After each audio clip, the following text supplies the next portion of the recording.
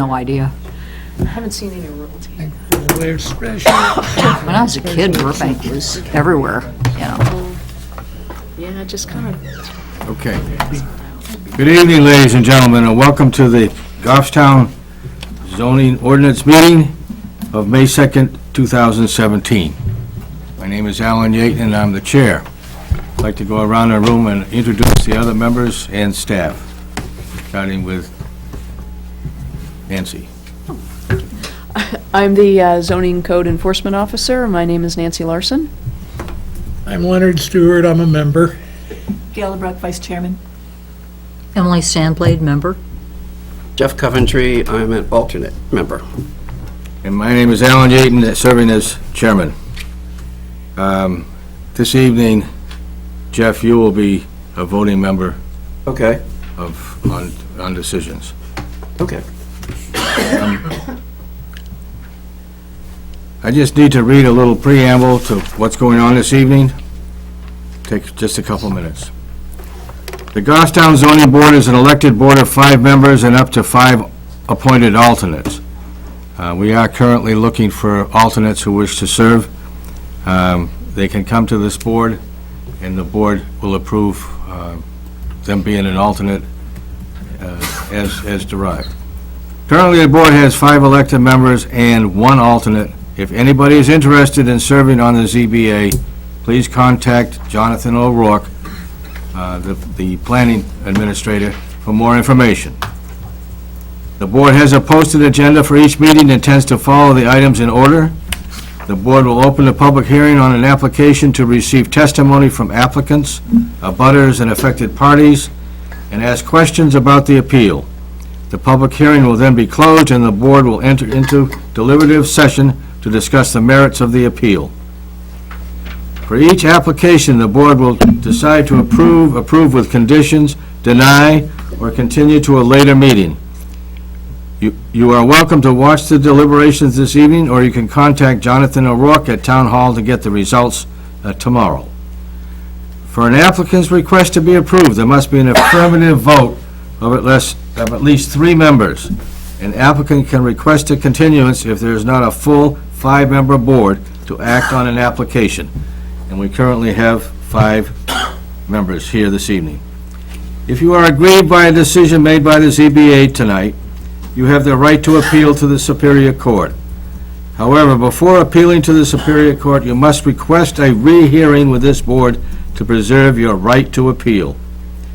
Rehearing requests must be filed within 30 days of the decision and state all reasons why the decision was illegal or unreasonable. Failure to request a rehearing may forfeit your ability to appeal to the Superior Court. I also would like to start out this meeting by a pledge of allegiance to the flag. Please stand. I pledge allegiance to the flag of the United States of America and to the republic for which it stands, one nation, under God, indivisible, with liberty and justice for all. Thank you.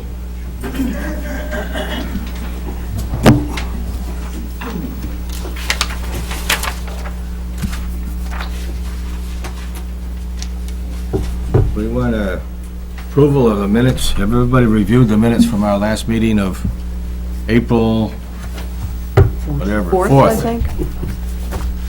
I have reviewed them and I'll move that we accept them as filed. I'll second. Seconded by Emily. All those, any discussion on the minutes? If not, all those in favor say aye. Aye. Opposed? Motion carries unanimously. Thank you. Our first public hearing this evening. And before I get there, the last public hearing this evening was a Joseph A. Lantuna applicant seeking a variance. Is anybody here for that variance? Because they have asked it, they've withdrawn the request. I don't want to have you sit here all this evening hoping that we get to it. Does anybody have any questions reference that? If not, we'll move on to our first case. Doris W. Vale, owner, and Charlene Salazar, applicant, are seeking a special exception to build a single-family home on a lot that has 1.1 acres, whereas 2 acres is required. This concerns Section 14.7.3 of the Goffstown zoning ordinance. The property is located on Leslie Drive, map 6, lot 59F, zone agriculture. Is the applicant or the owner here? Please step forward and... Yes, ma'am. Make a motion regarding regional impact.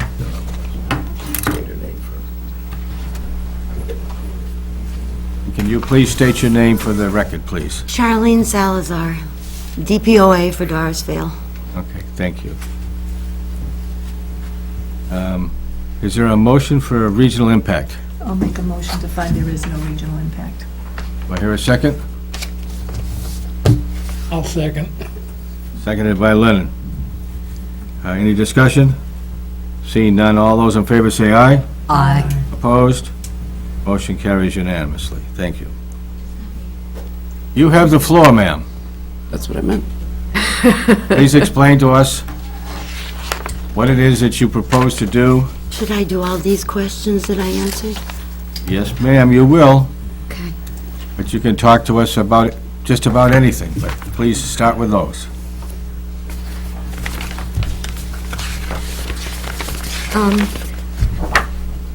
It's my mom. I'm the only child, and she's 96 and a half now. And she's been, anyway, to allow the land to become marketable to finally sell since 1960s, so myself and Mom, that's 96 and a half, can still have a little bit of time to enjoy the proceeds for various long-awaited endeavors. And the next one you ready for? You have the lead, you have Oh, the floor. okay. ma'am. Can you speak up so the folks behind can hear you Oh, too? did you hear the first piece? Is the, You did? The microphone, though, isn't so much for the room to hear you. The microphone is for That's the a television. microphone? Yes. Yeah, but don't pull it towards you The because microphone is for the it's- television.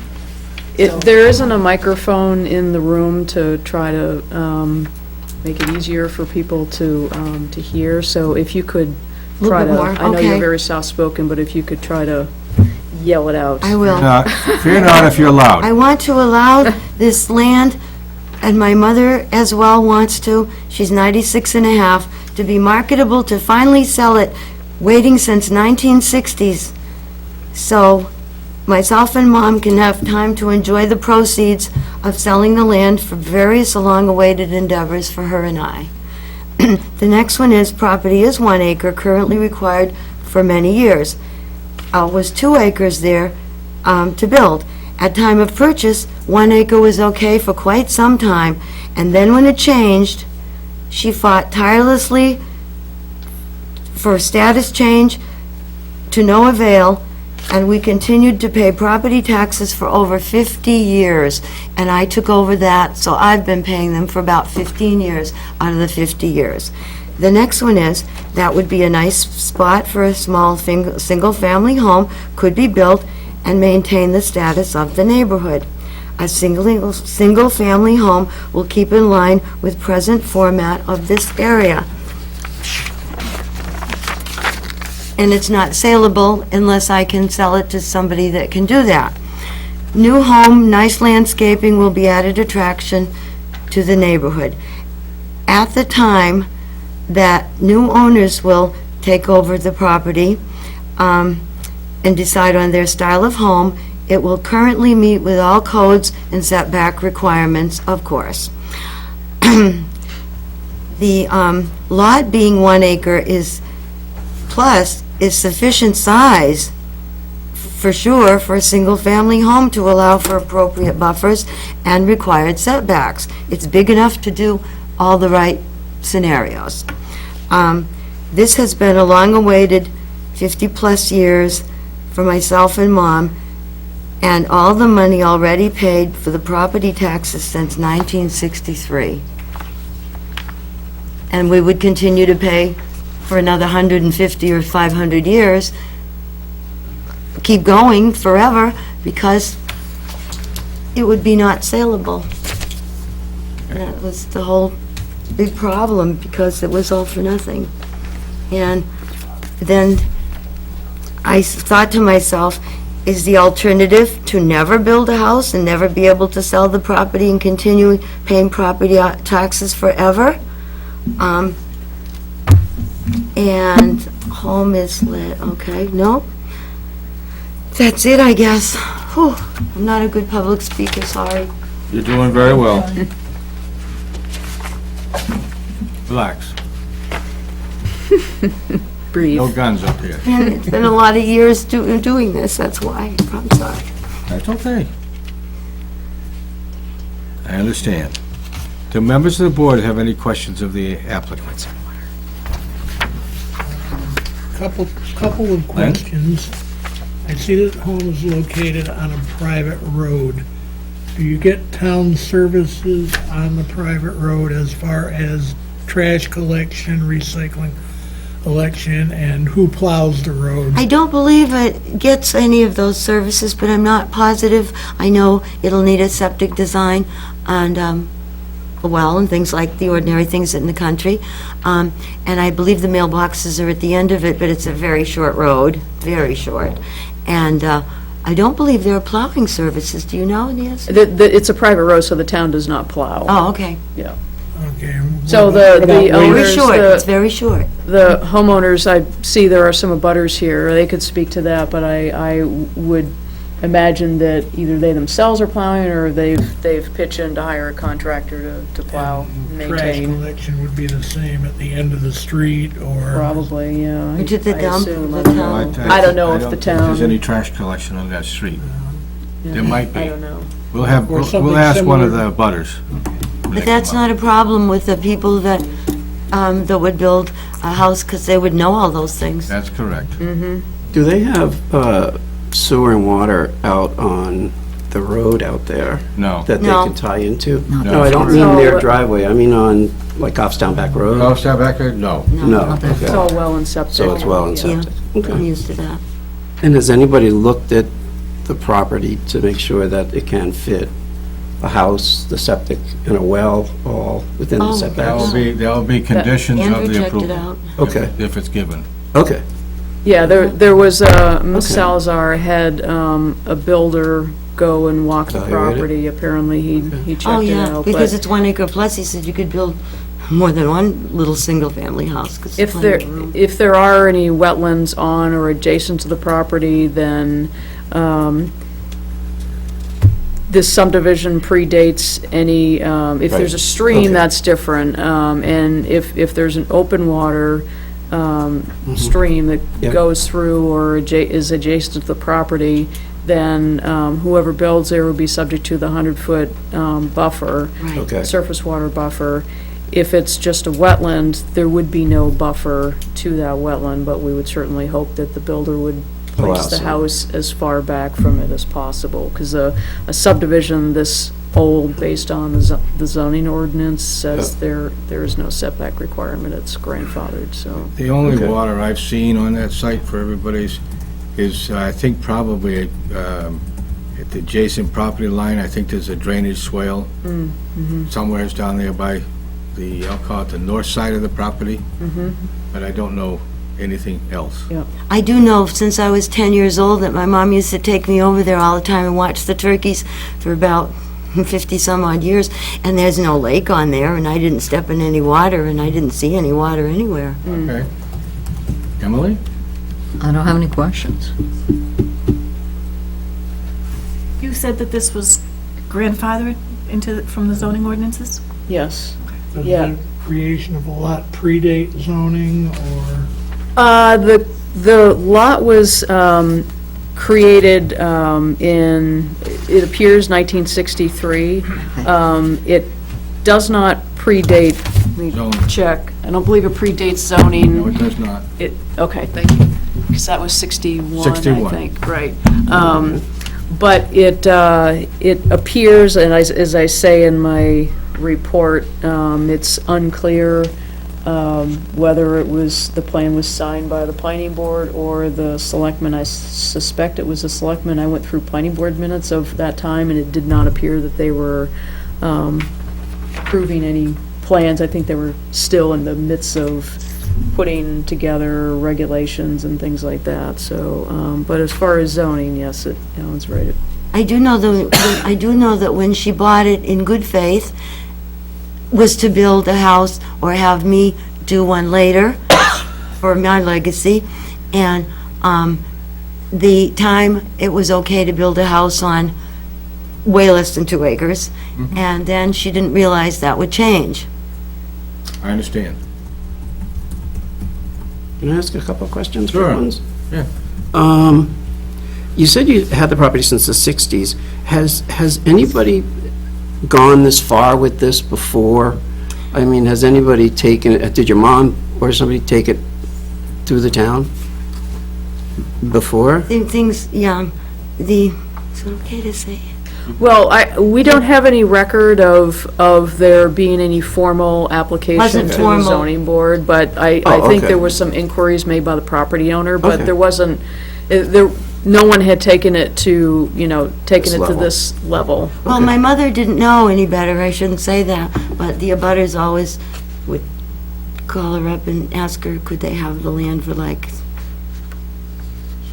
and so, and then that you couldn't do anything anyway, but she still said no and would not respond to their letters or phone calls or anything. Are the, She tried it for years herself. She fought a good fight about it. is there lots in that area that are in the same situation as her property?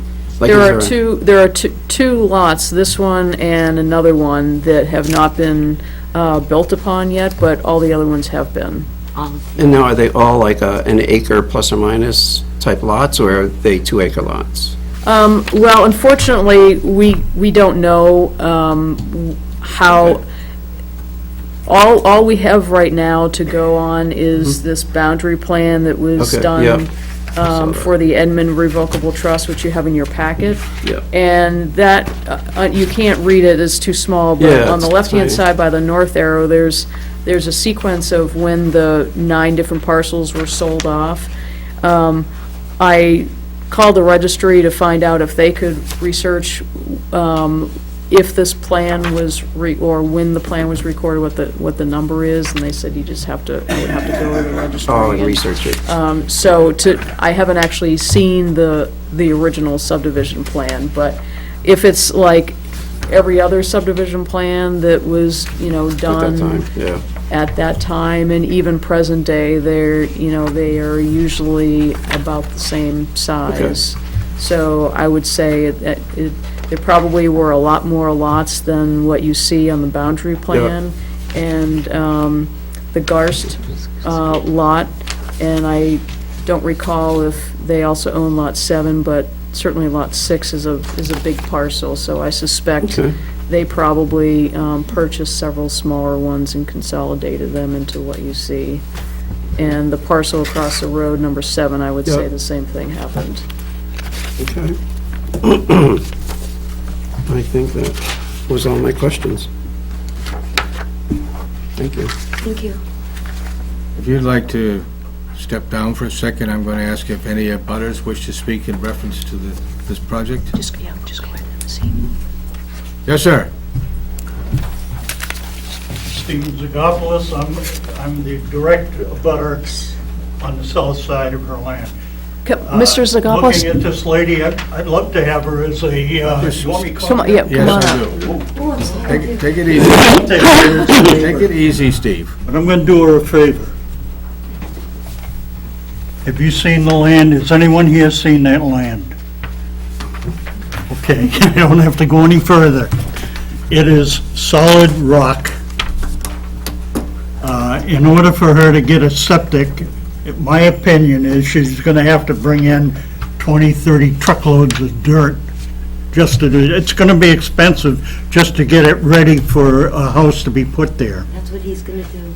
Pardon me? That's what the. Excuse me. Is that what they Please told refrain you? from speaking Yes. while it's being, I wanted to ask her that anyway, if she was aware of that. Stephen, you address It the is a board. private road. We do Linda does most of the plowing. We take turns clearing the road. You take your garbage to the very end of the road. Like I say, it's a private road, we take care of it. If she's aware of that, fine. We also have to put nitpack down, which is like a stone, crushed stone, to keep it from washing away. It's kind of expensive, but we chip in together and buy it and have them come in and put it down. It's something else I wanted to say about that. A couple of years ago, I had to put out $15,000 just to bring my land up, because water flows down from her land onto mine. It covers the entire lawn. That's why we put that berm in there, to try and stop it from coming down. If trees are ever taken down from that area, I'm gonna be washed out. That's my main concern. If she's got any kids, they're gonna have to do something about those rocks. That's ledge. My kid, when he was growing up, and I've been there 50 years, used to go out there and play, and I used to worry, that he didn't get hurt. But he survived, and so I hope she's aware of that. We also have a couple of friendly bears. I should have brought you a couple of pictures of them. They like to come down right through her land, and they come right on my land and play and lay down. I also have deer that come down and get into my bird feeder. So there's a few wild animals out there. Also, there was fox and what's that dog-looking thing? Coyote? Coyote. Eastern coyotes. Yeah, and we've had that. So we do have a few friends, wild friends out there. But the main thing I'd be worried about is cutting those trees and be flooded with water. Since I put in this berm and everything, it only happened once. It just came up, the water just came up over and then went into there's a culvert right there by the telephone pole. Okay. Take it back, about 10, 15 feet from the telephone pole. And just beyond the telephone pole is where my land starts, or ends, however you want to look at it. Okay. Is there any questions you wanted to ask me? Board members?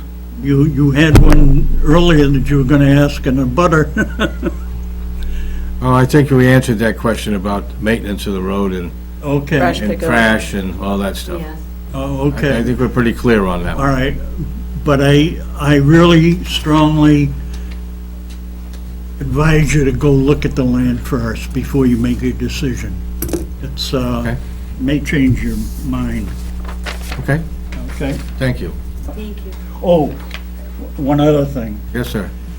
Her mother, when she had the land a few years ago, somewhere 10, 20 years ago, Yes. she did try to sell it. She tried to sell it to a couple of my neighbors. She offered to give it to me, and I refused it because all it was going to do was increase my taxes. There was nothing I could do. It's really garbage land. Okay, I hate to say that, but all right.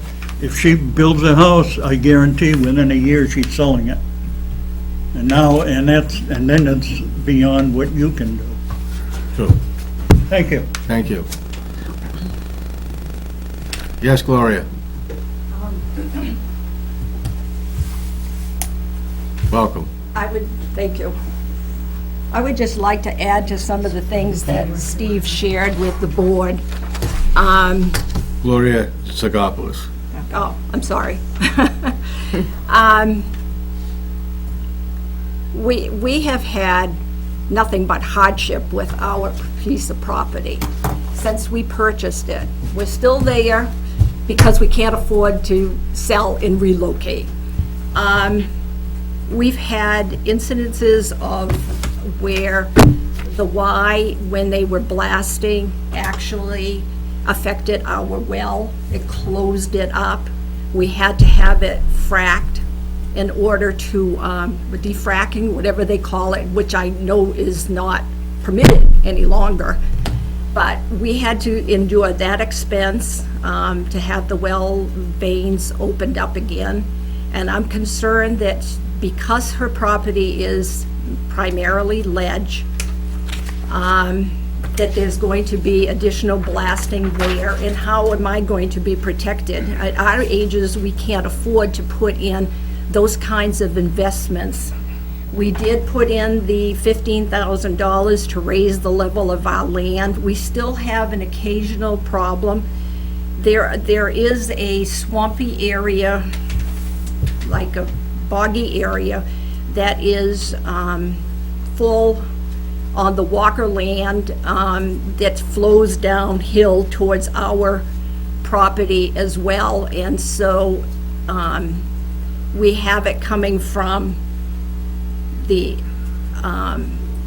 Vale property and during a short period of time from the Walker property. It's on the side of the house where our septic system is.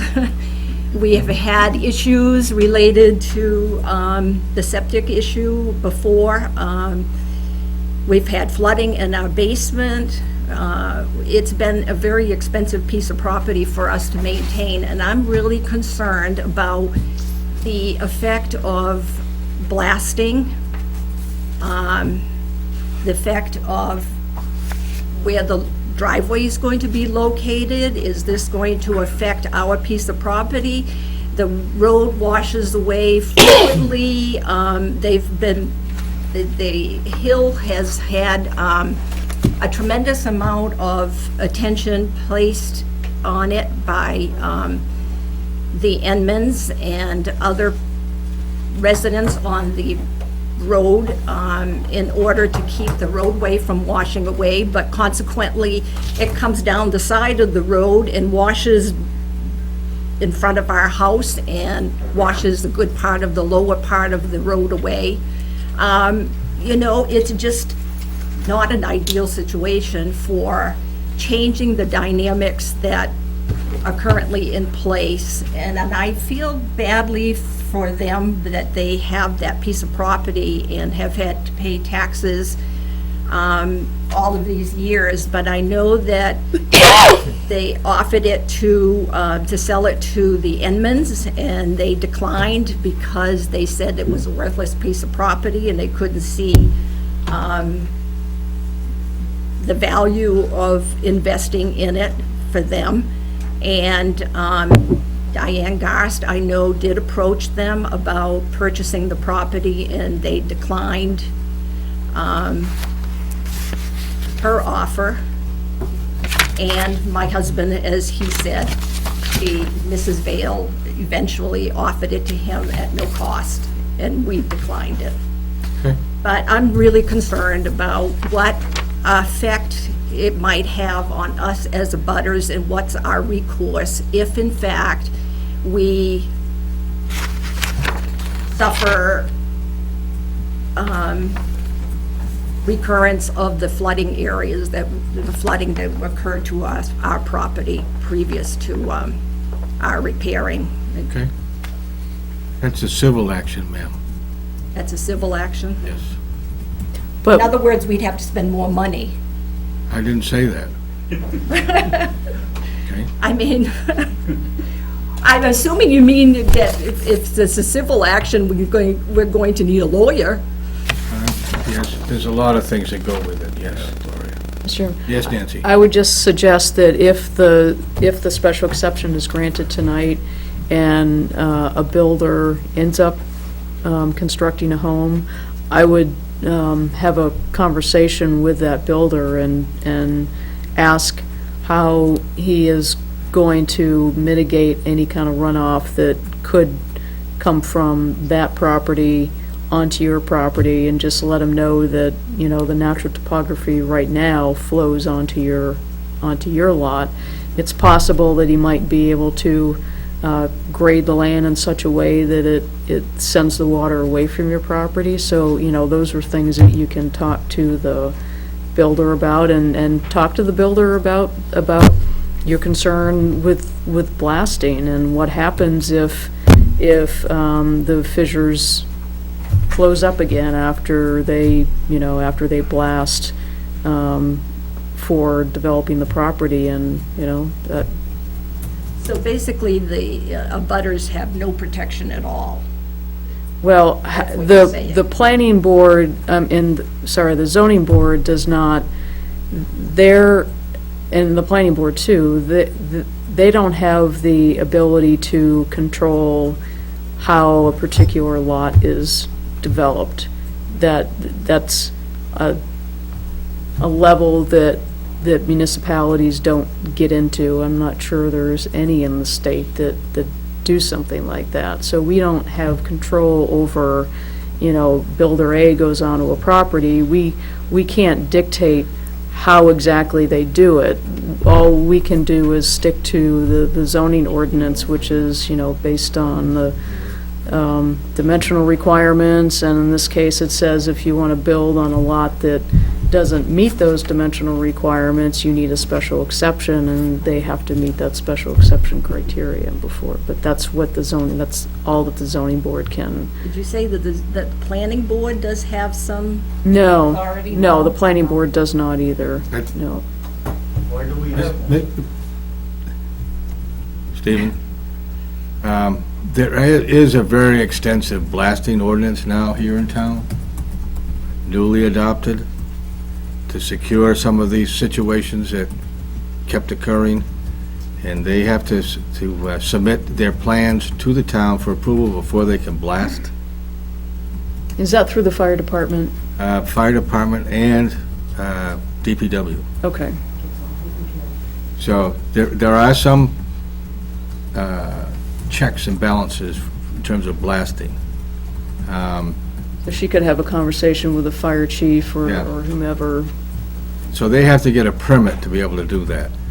And secondly, before this board would approve it, we're going to put stipulations on the project, I can assure you.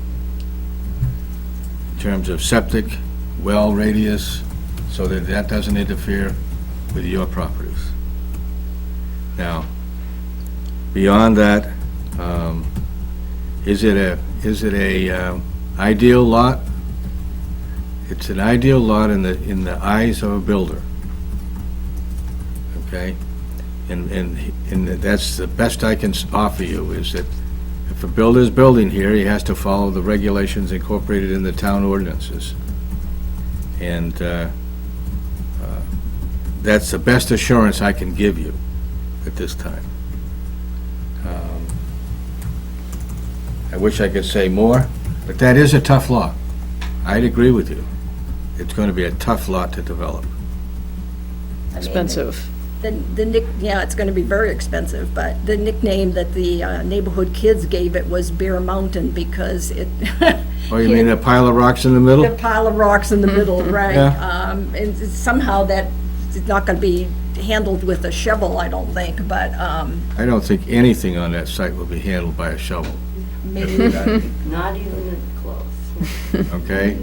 And that could be one reason why you're catching surface water, because yours is the first lot that has overburdened soil on top of the rock.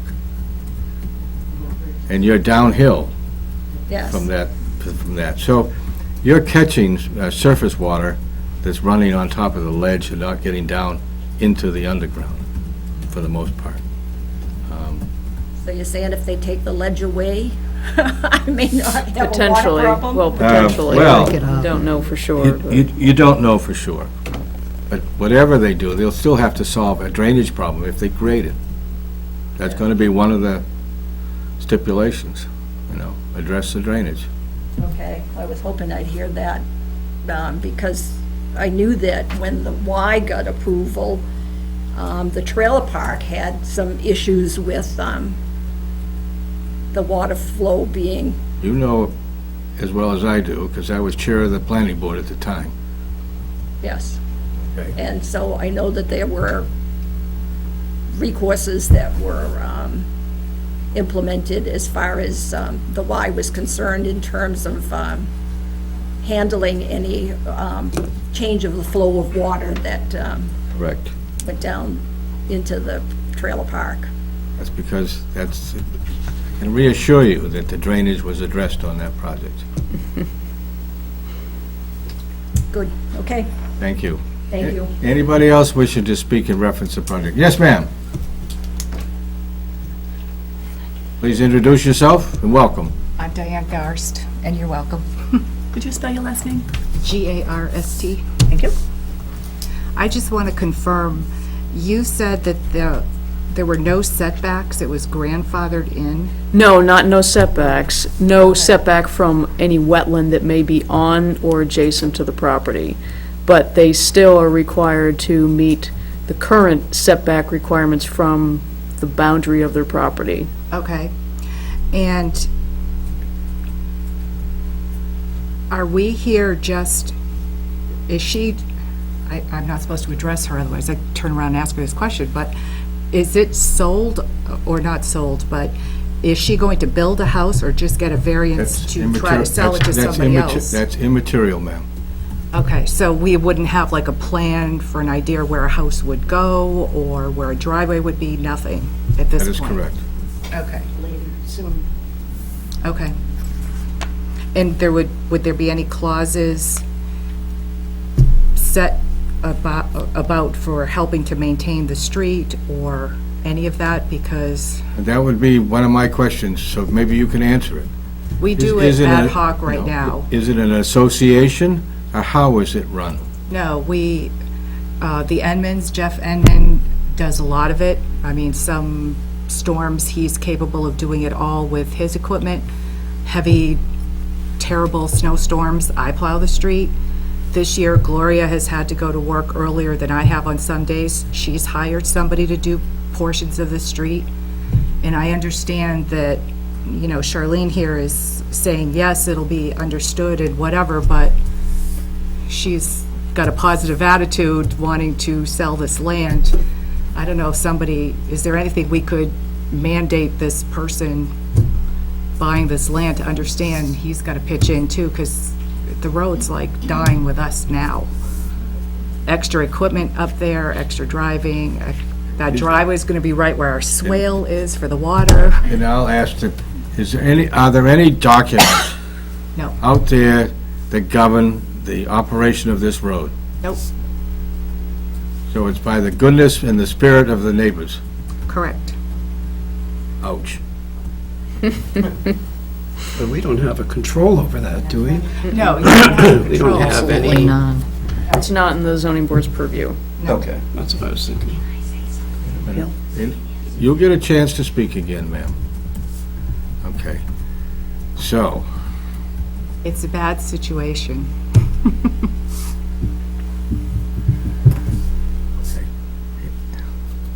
that's going to be a point of discussion, for sure.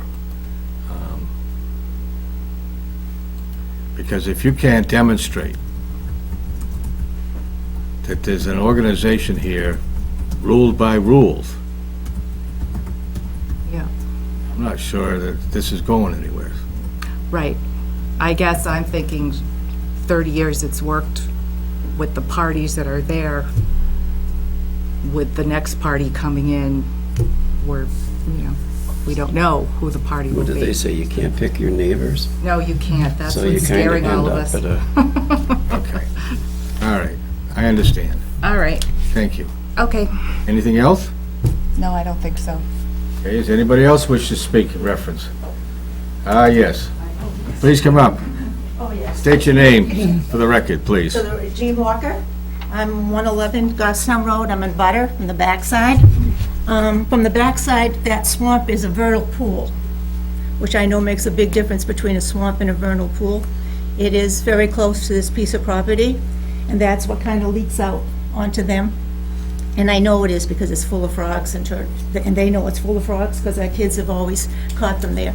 Also, if you look from where the pool is, it's probably 50 or 60 feet from the level up to the top of that cliff, which is nothing but granite rock. And I just wasn't sure if anybody had really realized how wet and how steep and how rocky and that piece of property is. And there's, from what I could see, very little buildable area, which happens to be probably right across from the Edmonds in that space. I don't see where there's going to be a septic or the well radius by the time they do the setbacks from this.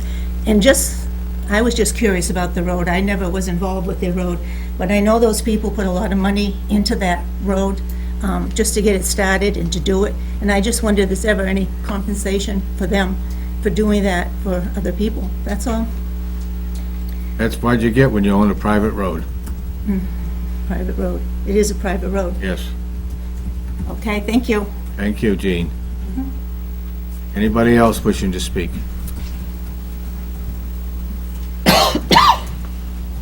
Seeing nobody, I wish that the applicant wish to speak again. Yes, I have an answer to everything in a nutshell. I've somewhat been in the building industry and a participant helping people for years. That seems to be my forte. I was doing architectural drawings and septics and wells when I was like 9 years old, and it was just something I was interested in. And I feel comfortable talking about things like that. All of the above, everything that's mentioned, will definitely be remedied just as it would by buying any property that I've helped people with ledges and big wetlands, lakes, and things like that. They used to do culverts, then they blast, and when they blast, they get permits from the abutters, and if they have any cracked windows, they go over and check your house to see first if you had the cracked windows or the cracks for your condition of your current house before you'd blame it on the Pre-blast blasters. survey. Yes, pre-blasting surveys, which I've helped many people do. And about the ledge, back about 100 years ago, that was a really big deal. Now, this property is so flat for so long, and it's got a backsplash of a pretty unique type of granite, which would be a pretty, really pretty view in some ways. And those trees against that will not be touched because they absorb a lot of the water, and you take trees out of water, and then the soil becomes disrupted, and then water can flow better. As far as a permit for a septic or for a well, that is not a problem at all.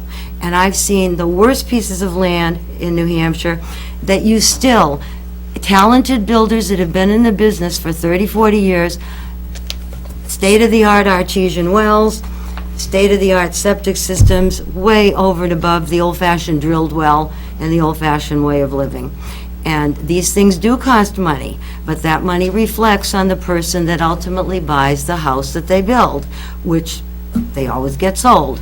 So it would still only be a normal single-family house, and my variance would be transferred, of course, to someone that I'm already interested in that is quite a whiz in this industry that could possibly be. So all of these things, and also ultimately would help whatever problems they're currently having, as Nancy stated a little bit, may even or will even help some of those existing problems that have been there to do with the wet part in the rear.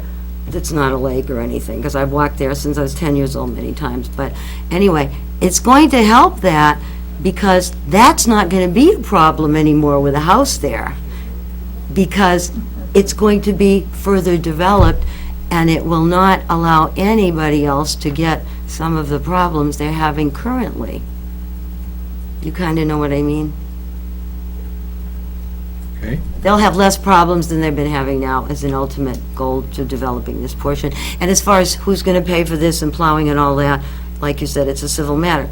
But, you know, I'm sure the new people won't go out there and picket and say, you better plow for me, I'm not plowing. They'll all, I've seen private roads before, everybody gets together and does a little bit of this. I lived on a private road before and does a little bit of that and helps maintain, like, driveways that are two-people driveways that are shared driveways up in the woods type thing. And they always share the, and it's usually stated on paperwork to do in the building industry, it's always stated that this is a shared driveway, and this is a shared this, and this will be maintained by all the people in the neighborhood. And these things always come out fine, and sometimes people are better off because they have less worry about water problems. And that's all I can think of. Okay. I wish to thank you. Is that okay that I talked again? Members of the board, you have any other questions of the Yeah, you were applicant? invited to. You were No, I invited don't. to Oh, I was speak again. invited, Yes. thank you. Seeing none, I'll close the public hearing.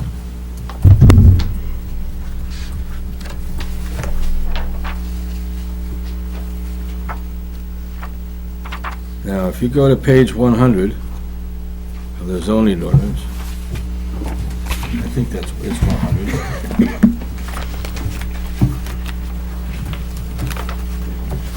At least that's what I was told by my expert next door to me here. Page 100. Page 100 has the criteria to be considered a special exception.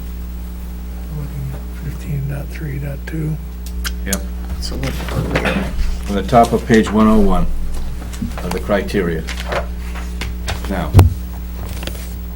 I have a problem with the fact that there's no agreement and no documentation on how the services are provided for the neighborhood.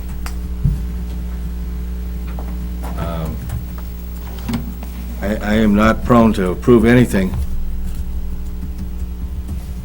where there's not an agreement by everybody on how it's done, who pays for it, and how it's assessed. I just, I have a problem with that. Now, I'm willing to give whatever time's necessary to get that agreement to this board. And obviously, we'll have, subject to septic system, subject to well radius, subject to the selectmen agreeing to grant a permit on a private road. Yes. Oh, no, when you're finished, I just have. Oh, I'm thinking, so go ahead. In one of the files, I was able to find, this was a quitclaim deed. This dates back to 1980, and it relates to a application by the Garst to allow for a, let's see, it was to allow for a single-family dwelling to be built on a 5.3 acre lot with approximately 959 feet of frontage on the proposed Leslie Drive. So I don't know when this road was constructed, but based on the ages of the house, it sounds like it probably was around that time. So the zoning board originally, let's see, in reference to the notice of decision from the Goffstown Zoning Board of Adjustment. So the zoning board originally denied the ability for the Garst to build their home, and they requested a rehearing. One of the concerns that the zoning board had was liability, who's responsible for maintaining, and what do you do in the case of an emergency. So the result is a quitclaim deed that was filed at the registry, and it's a permanent easement for ingress and egress over a private way known as Leslie Drive, situated in Goffstown, New Hampshire, to the premises owned by said John N. Garst, as described in the deed from Joseph B. Bowes to John N. Garst, dated July 29th, 1980, recorded at the Registry of Deeds, volume 2781, page 342, said easement to be used and enjoyed in common with all other abutting owners of premises on Leslie Drive. And then it acknowledges that Leslie Drive is not a public way, and the town of Goffstown has no obligation or responsibility to repair or maintain the same, and that shall be assumed by the grantee. and it just goes on. So that's how, because it's a private road, I know those types of agreements have been written, signed, and recorded at the Registry of Deeds in the past. I think as part of the process of applying for a building permit and it going in front of the Board of Selectmen to determine whether or not they want to approve the issuance of that building permit. And this seems that it was done prior to getting to that point. But I thought it was relevant because it does relate to an original decision by the zoning board, and I can pass this over if you like. Let's see.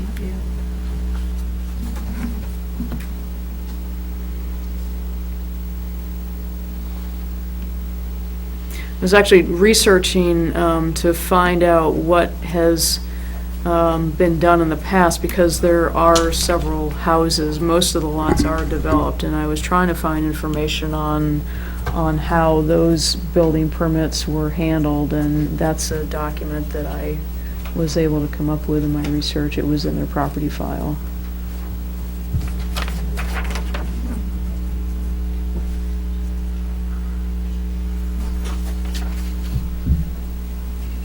So that was an easement granted to whom?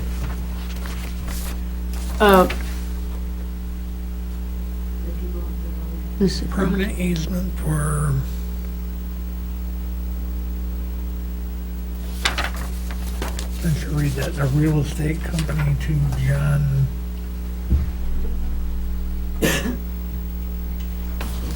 No, go ahead. We're gonna pass it around. Have you got any thoughts, Len? Still formulating. Emily? Well, I sure like to see that. Yeah, okay. I'm just,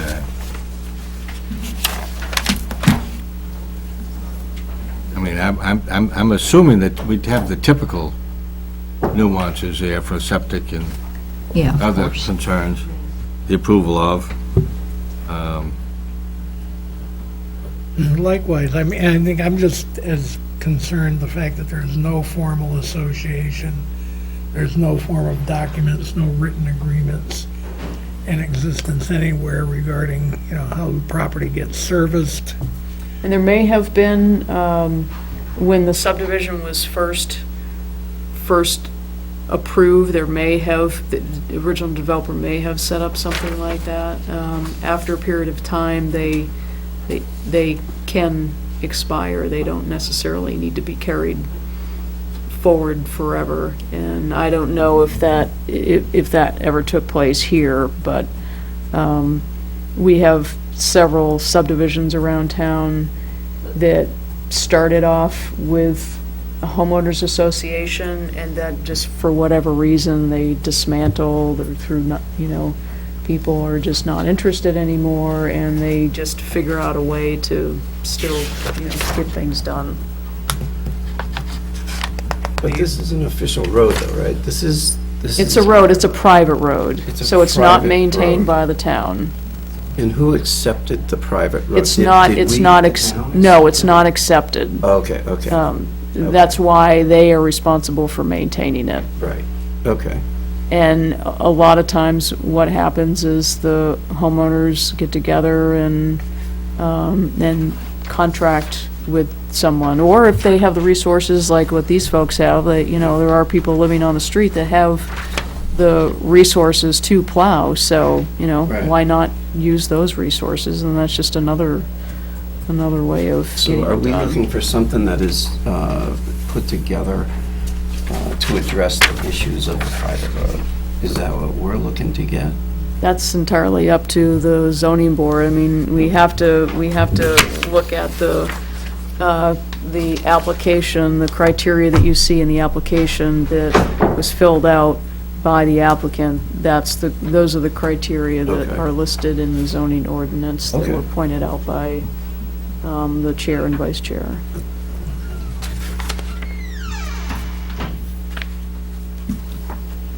Now, this wouldn't go to the planning board because it's a single-family home being developed on one lot, not a subdivision. Right. But it would go to the selectmen Because it's Yes, on a because private it's on a road. private road. Yes. For its building approval. They approval they to build. they would vote as Issue to a whether or perm- not, that's issue a right. permit. That's right.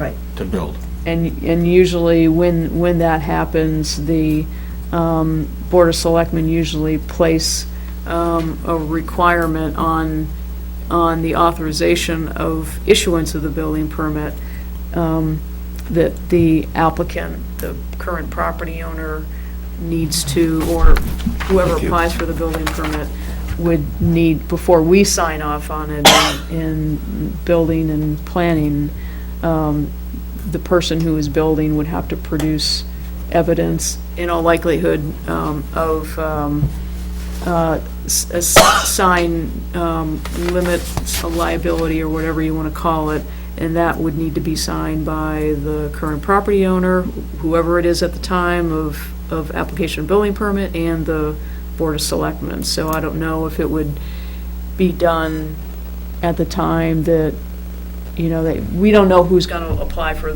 building permit. It could be The developer, someone the who, builder, or it could be a new buyer, or it could be the applicant and her mom. right, so whoever is involved, someone is going to need to go to the Board of Selectmen and request issuance or authorization of issuance of the building permit. And in all likelihood, the Board of Selectmen will require that, okay, we'll sign off on it, if they do make that decision, we'll sign off on it, but you need to produce this limits of liability with all the language that they want to see in it, and then you need to sign it, and then the Board of Selectmen will need to sign it, and I believe something like that usually gets recorded at the registry. Yeah, their limits of liability especially apply to emergency services that may not be able to That's get up the right. road. Right, and it's just an acknowledgement by the builder, the property owner, Right. that they, or understanding that it may be limited, emergency access may be limited.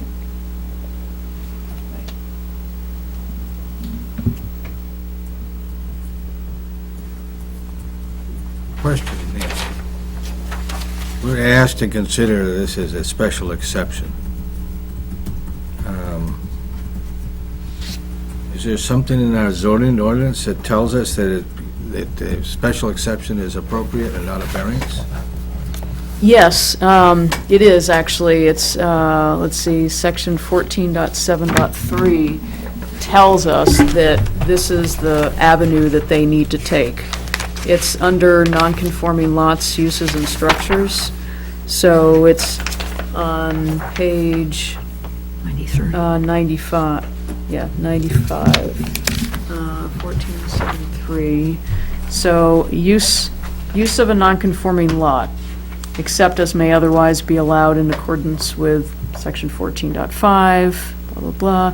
Non-conforming lot may, as a special exception, be developed for any use permitted within the district, subject to the following conditions. So this is what we have, this is the mechanism we have to allow development on a lot that doesn't satisfy the current requirements. Now, I don't recall in the application is just because of the lot size? Yes, Okay. it satisfies the current frontage requirements, On an but accepted street? no. Because that's one of the subject to the following conditions, that the lot has frontage on an accepted street.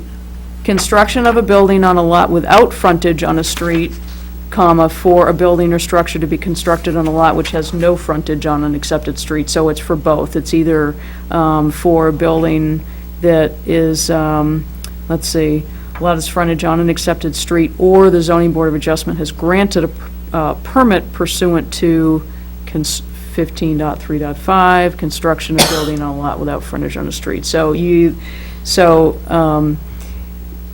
so the other option here under that first paragraph is is, or other scenario is a lot that doesn't have frontage on an accepted street. However, the zoning board, granted an approval to allow building on a lot that doesn't have frontage on an accepted street.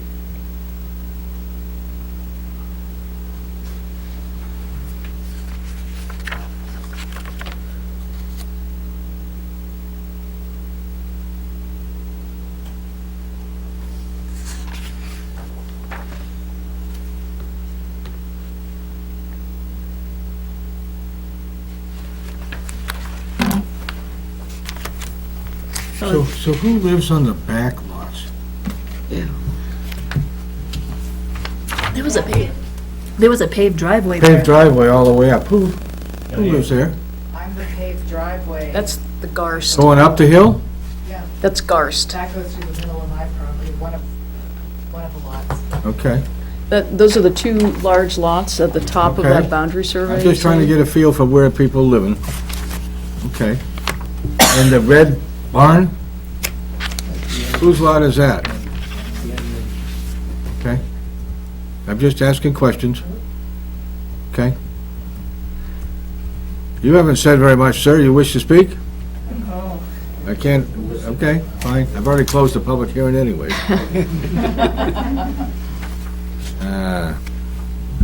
Nuts.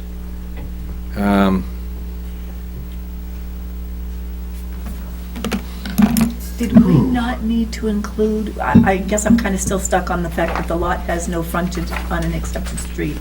And I see that we can approve it regardless, but should that have been included in the notice? Will it create a problem that it? No, I don't think so, because this references the section that is at play here, and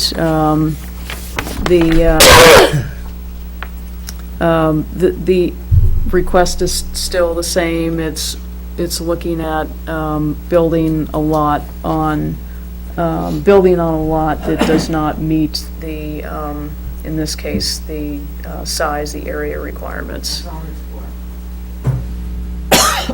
And it just so happens that it also is on a street that is private instead of public.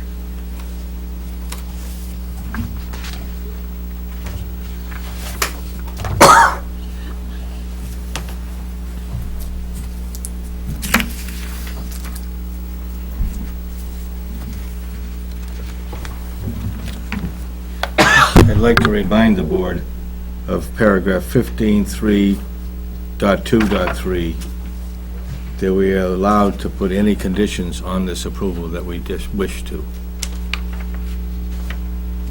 ensure compliance with and/or to possibly address the concerns of the abutters.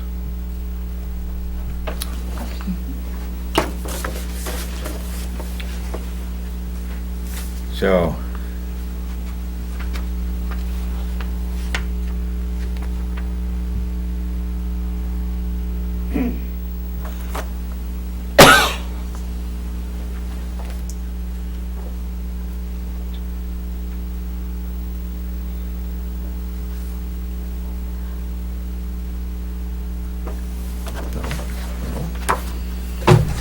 I guess one of my concerns is that some of, although I know it's not going to the planning board, some of the conditions that you mentioned imposing are planning board issues. such as, Well radius. All right, let me find them. that's not a planning board issue. That's a state issue. The planning board and staff, when they are reviewing a plan that's going in for subdivision, does make sure that the well radius for That each is lot. correct, but this is not a says- subdivision. No, I understand that, I'm just, The well radius is part of the permit process. They have to establish it because they don't have any waivers for the abutters for location of the well that doesn't reside wholly on their site.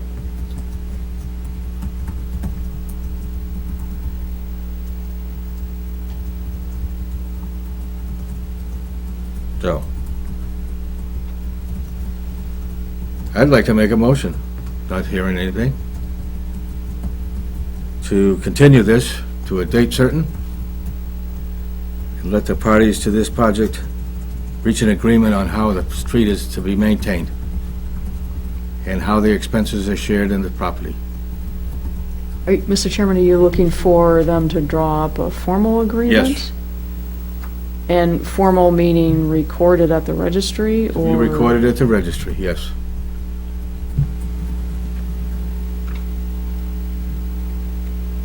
Do we have a time limit that we have to set this to?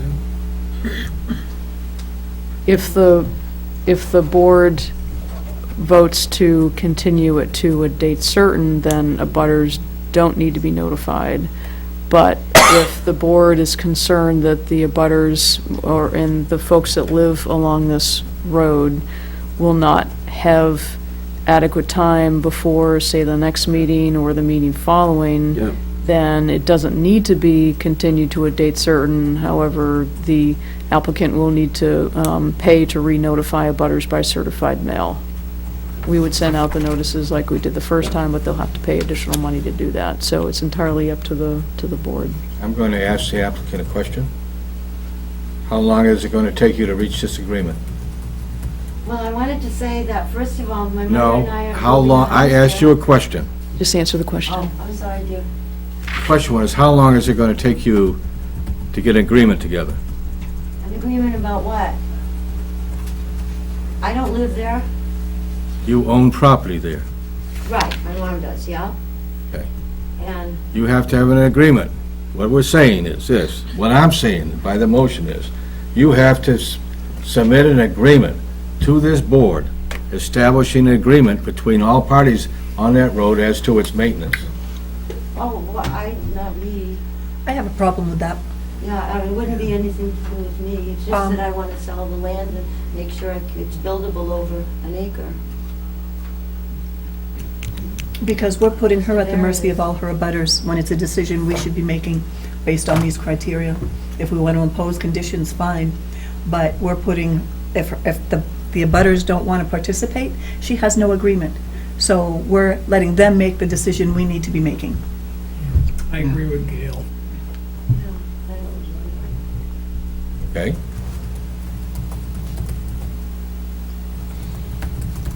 And all it looks for was the variance to make the, I just need to sell the property, and you can't sell it if it says 1 acre non-buildable, but you can sell it if it says buildable, and I have a contractor in mind that may build a house or may not. It's not for sure, that's why there's no building agreements or anything, not even closed. It's just to be getting a variance to be able to sell this piece of property when it changed from 2 Okay. acres to 1 acre period. I understand. If I may, Al, I mean, one of the things you said is there may be a house. Hearing what I'm hearing about the property, the amount of ledge, the wetness and stuff like that, I would have some serious doubts about the economic viability, I- given the site development cost of building on the property at all. I've got an That's not our interested concern. party. That's not part of our consideration.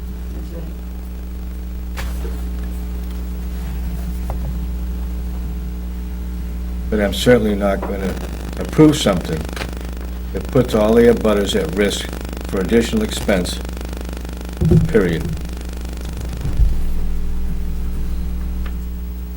How many people altogether would actually make up this arrangement? How many houses or families are in there? Is there 4 or There's 5? seven. 7? Okay. Seven. Four houses. Four houses. But how many lots off of that private street? 7? 7 lots? According to the original boundary plan, there's 9. Okay. Did they get put together or something? I'm trying to figure out, okay, if they have only, if there's 3 empty lots, those are 3 people that have to make a decision to get in on the proper maintenance of the road. So all those people have to get, people that Correct. live there now and people that have property there. Correct. Okay. But again, we cannot set conditions on the abutters.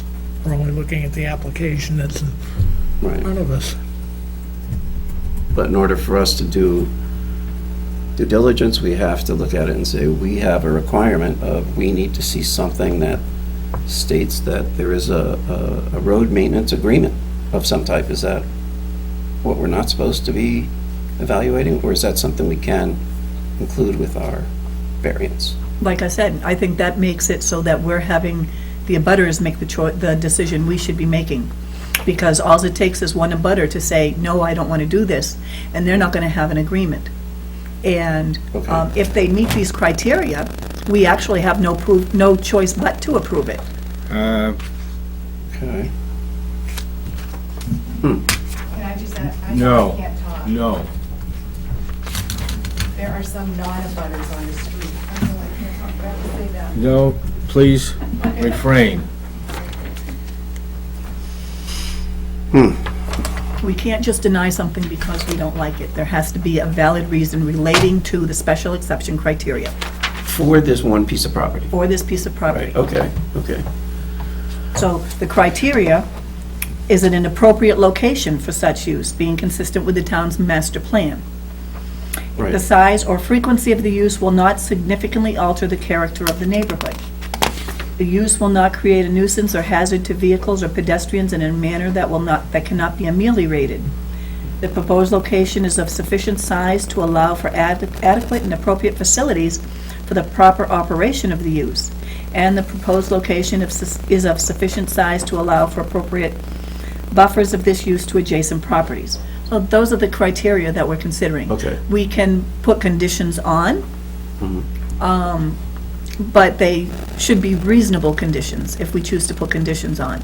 I don't consider that condition that Alan suggested, I don't really consider that reasonable, for the reason, right. for the very One thing I person can explained. change that Right. whole outcome, Right. right? And if they've gone this long without an agreement, Right, basically what they would be doing, presuming, okay, that we find it meets this, yep, they would basically be denying them use of their property. Because they haven't signed an agreement that they haven't had, ever, that they've not had. right. So just because she's new, she needs an agreement that nobody else has had. So that's why our limit is to these To the verbiage criteria. of our standards, yes, Yeah. okay. I hope that makes sense. Well, it made sense to me, yeah, I get it. Is that, would you agree? Mm-hmm. Okay. Okay. So what is what do we, or how does the zoning board take that into account?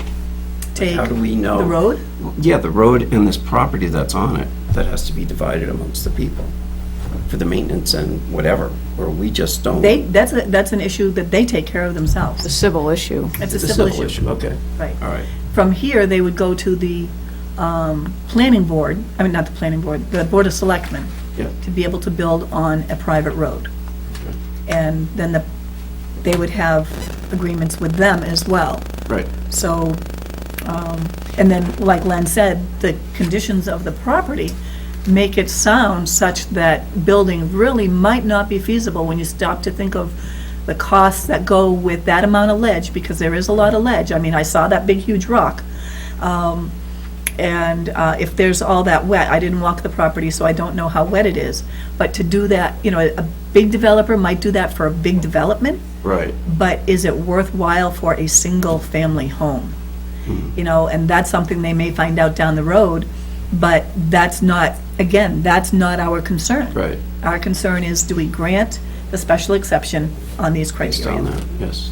I Okay, mean, the criteria that I see that make sense to me are the last two, as far as location of sufficient size for appropriate facilities and sufficient buffers. Without, sometimes people come in with these types of applications, they've looked at the property, they've got a proposal for a house placement, they've looked at the topography, they've looked at the placement, and you can make a better judgment on that. We're being asked to, on a piece of raw land, with no additional information, make that kind of judgment, and I'm not, without absent that, I'm not sure it meets those last two criteria. I've seen many homes built on properties that are less than an acre.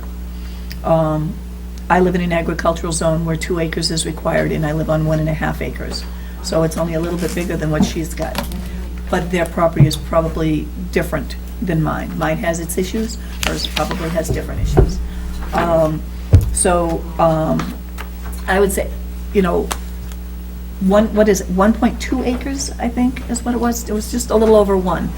But I think proper buffers, having driven up there, as long as it is buildable, proper buffers could be established. My biggest concern is the adequate facilities for proper operation, which would include the septic and the septic and the water, having that, and also, possibly the drainage mitigation. Mr. Chairman, may I say something?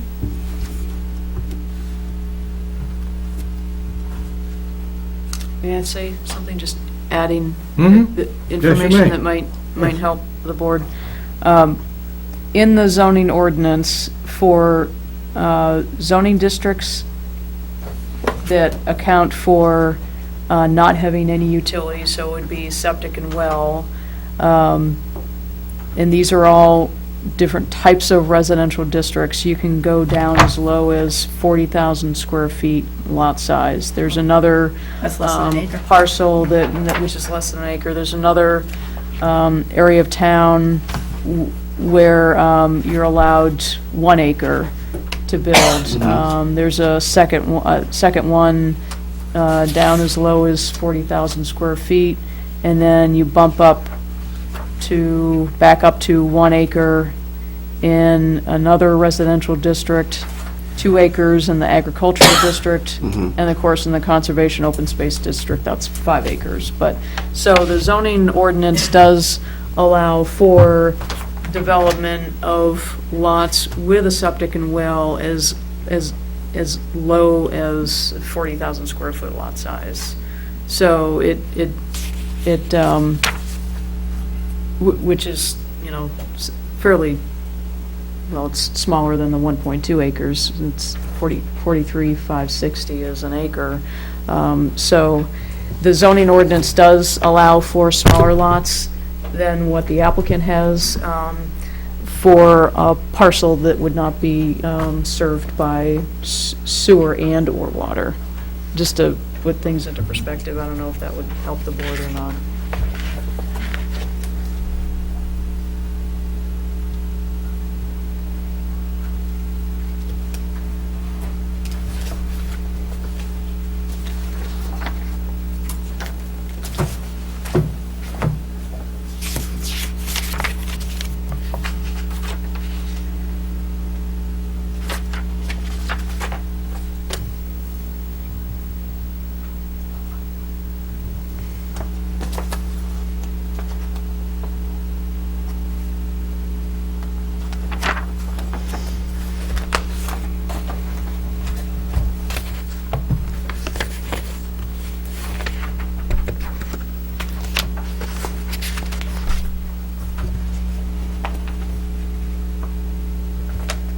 Anybody care to make a motion? Because I made a motion that was never seconded, so.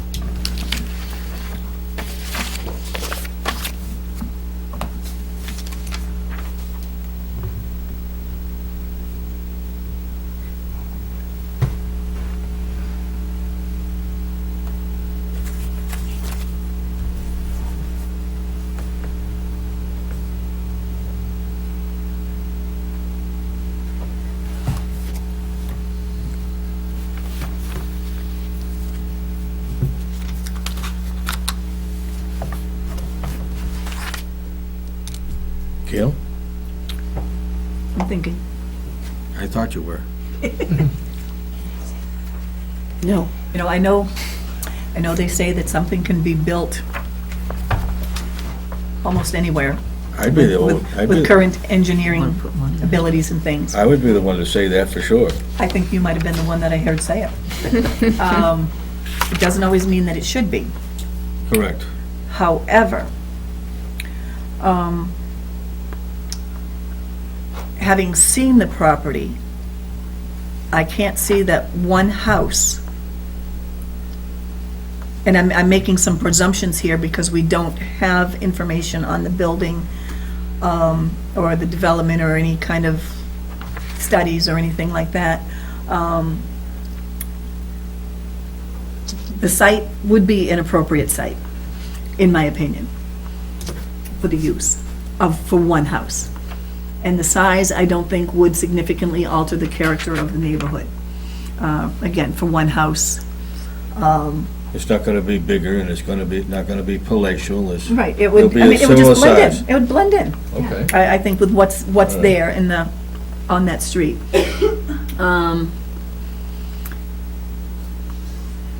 I don't think it would create a nuisance or hazard to vehicles or pedestrians that, in a manner that cannot be ameliorated. And even if that means, contributing to the expenses of the road and things like that, because it is a private road. But it can be, I think, it could be ameliorated. One single house with maybe a couple of cars isn't going to, I don't think it's going to create such a nuisance or a hazard. I do think it meets number 5, the 5th one, that it has sufficient size to allow for appropriate buffers. I have a problem with 1.4. That's the one that I'm holding How out till come you last. skipped, yeah, well, That's I why I noticed you skipped skipped it. Tell me your problem with it, if you don't mind. I mean, it hasn't been proven that it's of sufficient size to support a house, septic, and well. I proved it with the building. Excuse me. Oh, okay, I'm sorry. We don't have anything there to Other than our opinion. Other than our opinion. We have her opinion, we have our opinion, we have no professional opinion. You have nothing. But they're not required to provide professional opinion. You would think, I mean, it would be helpful, especially in a case like this. Yeah. But they're not required to. And,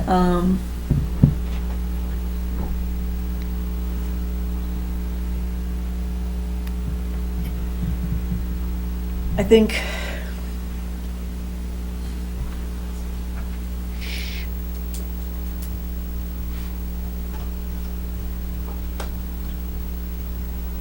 Alan, you were suggesting that we have more time, or request more time to make this decision based on other things. Is that correct? That we're looking for a little more time to find information? let's put it this way. We are not required to make a decision if it's reasonable that we want more information. Right. Or you want to go out and look at the site yourself. Right, right.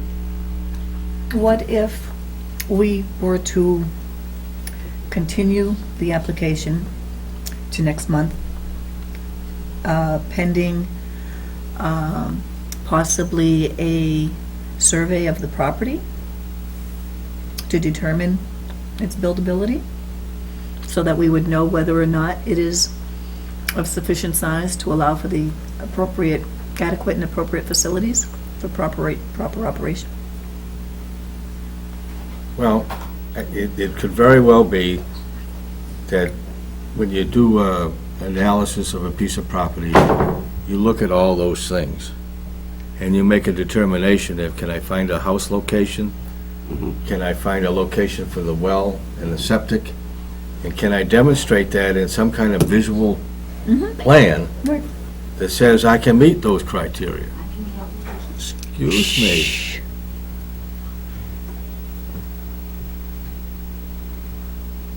I mean, that would be my normal course of events. That would be helpful, because then it would be a professional. Then it's demonstrated that, yes, there's no question that it can be done.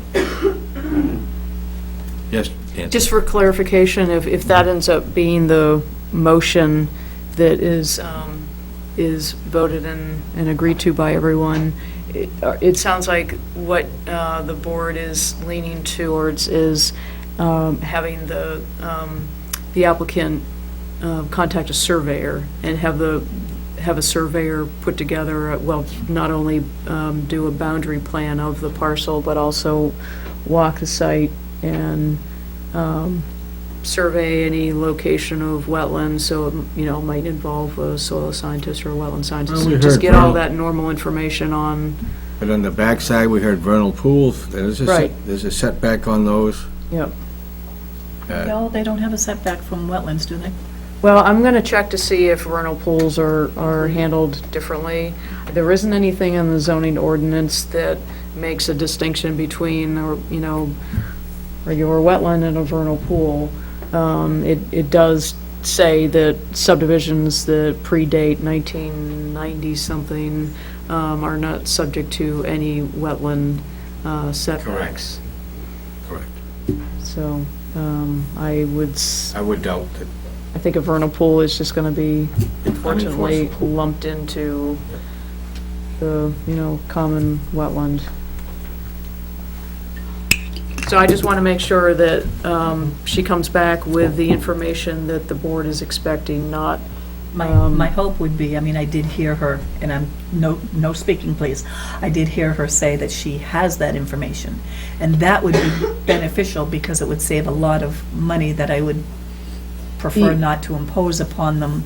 I do know that Ms. Salazar contacted a local builder who did walk the property, so I believe the information that she has is the opinion of a local builder who, has building for quite some time.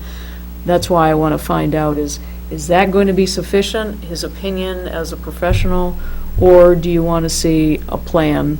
You want to see what this thing looks like on paper with the boundary surveyed and all the setbacks applied and any wetlands on or adjacent to the property that would, adjacent to the property, there would be no setbacks, but it would still be, I think would behoove her to have any wetlands on the property surveyed and located on that plan. So I'm just trying to make sure that when she walks out the door, she understands what it is that she needs to come back with.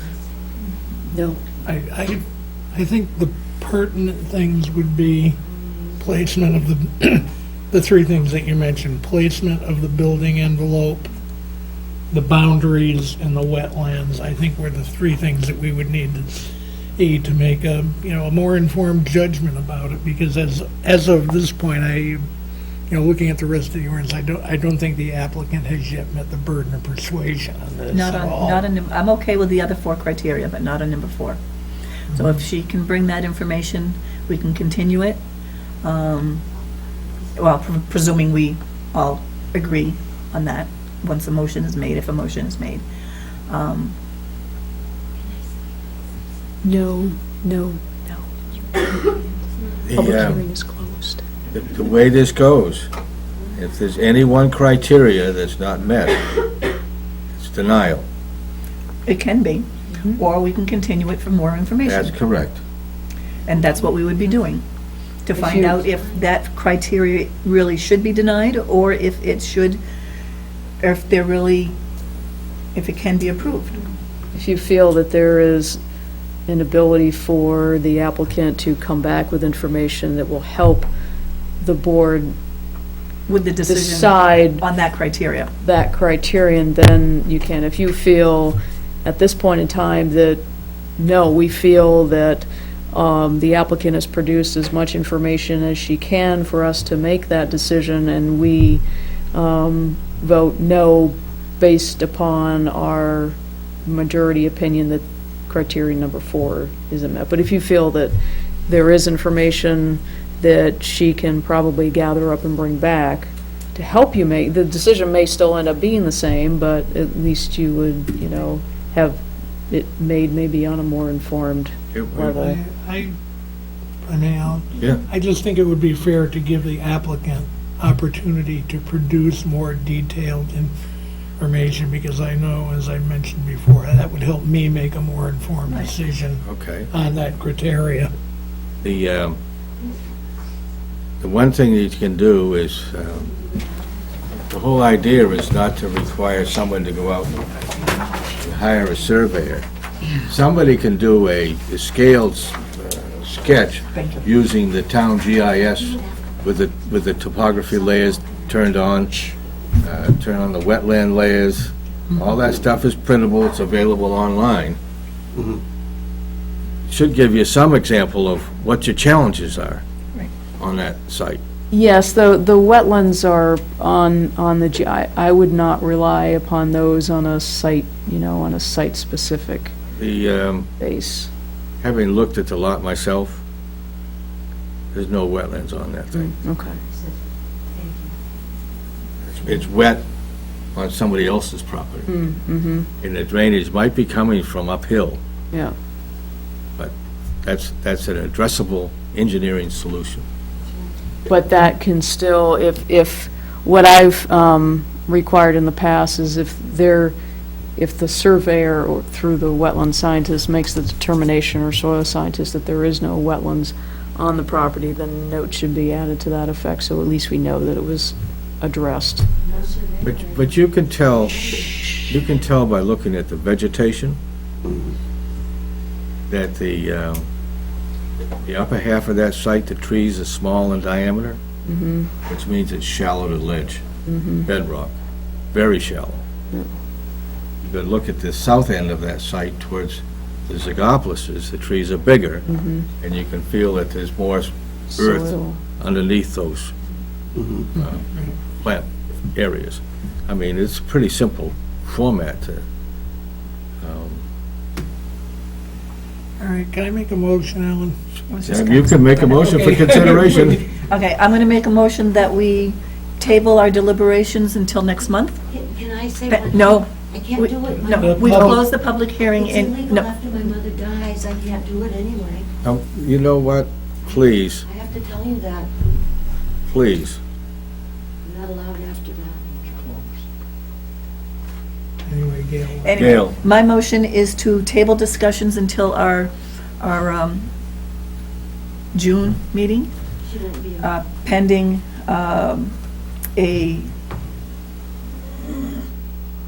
some information, documents from the applicant regarding the boundaries of the property, the building, Placement of the building. placement of the envelope. building, a developable, was it 4K? Was it 4K? Yes, it The is. 4K area for a building, that there is that, and you wanted wetlands as well? I think that- You don't want wetlands? You don't think there are? Septic any? Building. and well, I thought was part of it. A house, Well. septic and well. And building envelope. Yeah, the building envelope, septic, and well. Yep. Okay, so boundaries for the 4K buildable area, the septic and the well. Yes. 4K is the septic, so Yes, it would include the septic. And that's Tuesday, the 6th of June.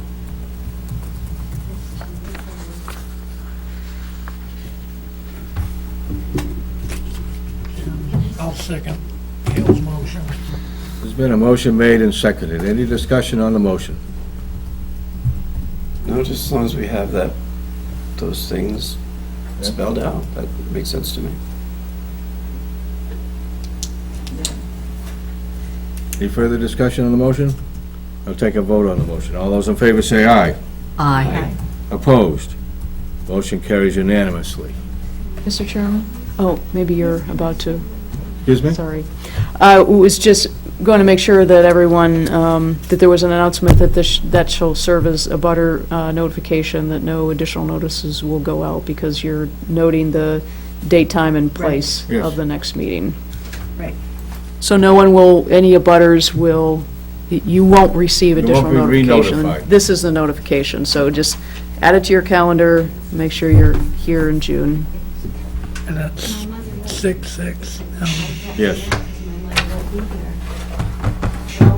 The law only lets me do it before her death, and after her death, I have no power to do this. And that's why it had to be, that I had to sell it as buildable.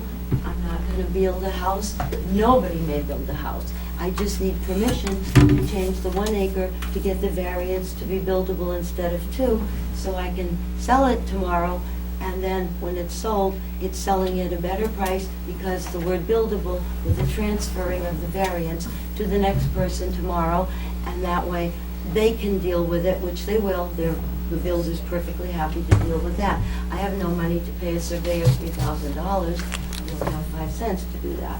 So that's the thing. It's not about building a property. It's only about a variance to change my 1 acres into a 2 acre situation. Okay. And they won't let me in Okay. June 6th because she won't be around then. I know the Public hearing is over. public hearing is over. I do want to say that it's either this or the application is denied because there is criteria you have not met. And so the time frame is that if my mother passes away before June 6th, she's almost 97, that the DPOA thing goes away. That's not our issue. Well, Our then issue that- with the criteria that we have in this book. But that would mean that then nobody would ever, ever in a million years be able to sell the land at that point. It would be handled by the will. Or probate. Yeah, and I can't afford to probate. So that's why she said I have to hurry up and do it now. And I can't pay a surveyor. So how about if the builder takes it over No, tomorrow? and It's done? done. closed, We're the done. decision is Our made, decision has so been made, and we move on to the next application. So, Should I tell him? no, just, I have a suggestion. Thank you. Thank you for your patience. So right now, I have to, so just I should have put this one last. well, I hate to, I don't want to sound cold. We can't, it's not our fault that the mother doesn't have a will. I know. She can write one out and have it notarized. Oh, I know that. There's a lot of ways around it. And if she does intestate, they'll do it through probate, so. So that's not, I you know, have, I don't wish anything on anybody. no, not at all. But as we all know, the process is, We have our Okay. Oh, boy. I'm going to move on. Yes, please do. Let's get the next people. Case number 2, Joseph Worrell III. President of the Commerce Board. Okay. Well, good. I guess you've I'm had glad enough. you're here. I'll make a motion to find the application has no regional impact. I'll second. All those in favor say aye. Aye. Opposed? Motion carries. Okay. thank you, Gail. Benefits of pre-preparing my document here. Joseph Merrill III, applicant owner, is seeking an equitable waiver and a variance to rebuild stairs in a 6-foot by 4-foot deck that encroaches within the side setback. This concerns Section 4.3, Table of Dimensional Regulations of the Goffstown zoning ordinance. The property is located at 178 Elm Street, map 36, lot 79, in the Residential 1 District. Good evening. Good evening. Now, without much to do, I'd like you to explain what it is and how it is. I know where it is. I walked by it. And I understand what you'd like to do. Okay. So, what do we're asked to look at 2 different things this evening. So, let's talk about the first one first, which is an equitable waiver, in which case the applicant will then withdraw his request for the variance. Okay. So, let's take the easy one first. Okay. To explain to us what it is in a little bit of detail in addressing the equitable waiver criteria, please. Certainly. About a year ago, the front deck with stairs going from the second floor were rotting, basically, so I pretty much took down the stairs part for a while. And then in the fall of last year, I started building the deck part. And then about roughly a month ago, I finished the stairs, and that's when I was stopped by the building inspector. So, basically, there's a entrance brought to the second floor from the ground, or you can go through the house and go use the stairs from the inside. So that was taken down and then rebuilt, and here I am today. Is it all the same size as what was there? Yes. It's a little bit bigger, based on your dimensions and what the deck- town has. The deck Not is much. a little bit bigger. It's It's a little bit bigger, right. Okay. So that's why the equitable waiver would kick in. No, I believe the problem is even though the deck was pre-existing, I have 15 feet has to be stayed from my neighbor, and I'm 13 feet 2 inches. we instructed the applicant that he needed to apply for a variance, and during that, when we received his variance application, he chose to also submit an equitable waiver application. So it's up to the board to determine whether equitable waiver applies to the situation. And if the board feels that it doesn't, then we move on to the variance request. Why did you feel an equitable waiver application was appropriate?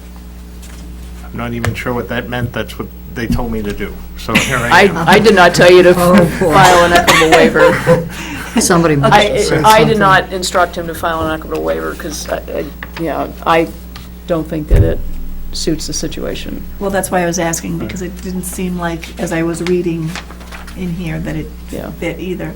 I thought I was just looking for the variance, but whatever. If this is the easy one, I guess we, but, I mean, it was pre-existing, so I didn't think I was doing something wrong if I just put back what was there.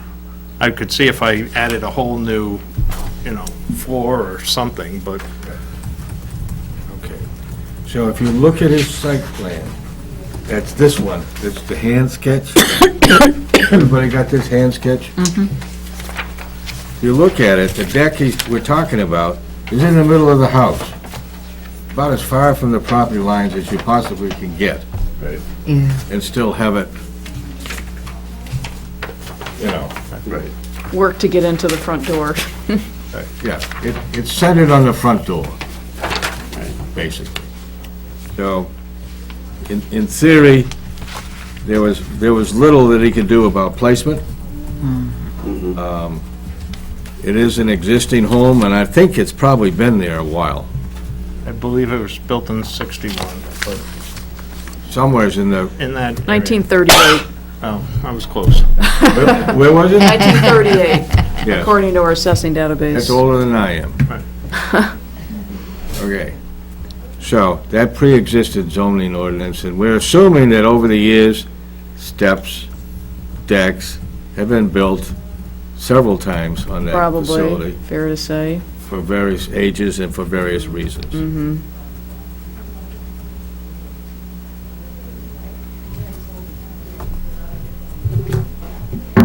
Now, the real thing is, most of those properties down there on Elm Street have challenging topographic situations Yeah. But you're on and the building lake. situations. They are what they That's are. right, that's the benefit. But they live on the lake. That's why they're there, probably. Okay. And I can look at this, and I can see from the tax map that there are other properties within the neighborhood that have closer infractions than he does. If you look at this map, they're highlighted in red, all the other encroachments Right, yeah. that are closer to the property lines than he is. True. Did they go through the right process to make their additions to their homes? And Well, at the time, maybe. I the think, time, I think, for the most part, but whether they're additions or not, we're not here to evaluate whether they had permits or whatever. That's right.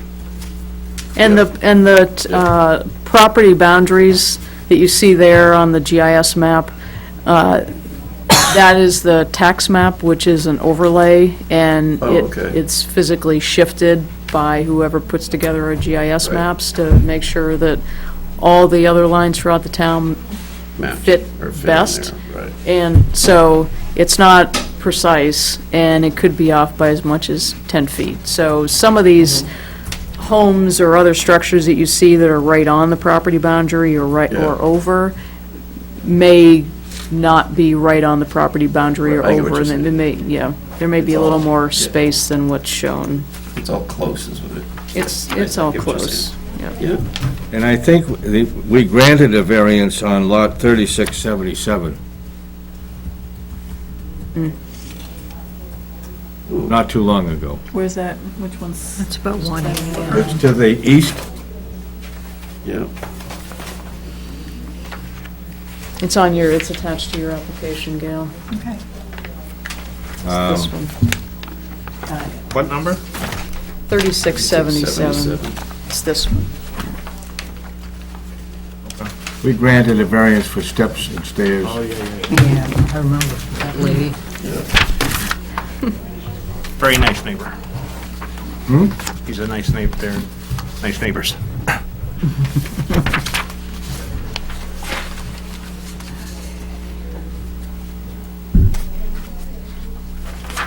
So given the circumstances,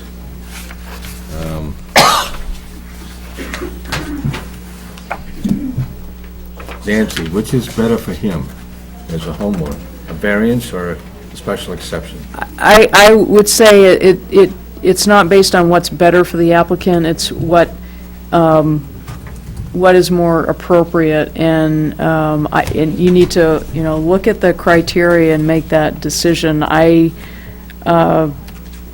Not supposed to give my opinion, but in my opinion, equitable waiver doesn't even make sense here, because the first criterion talks about that the violation was not noticed or discovered by any owner, and a former owner until after structure violation was substantially completed. And then it was not an outcome of ignorance of the law or ordinance, failure to inquire, those types of things. Okay. And he has to meet all of those. It's I not didn't just- think it fell into that. Yeah. So, we're going to consider this as a variance, I believe. I would agree. Be our final outlook on this. So, if you read on page 2 of his submission, he's addressed the variance criteria. Does anybody have any questions about that? His, I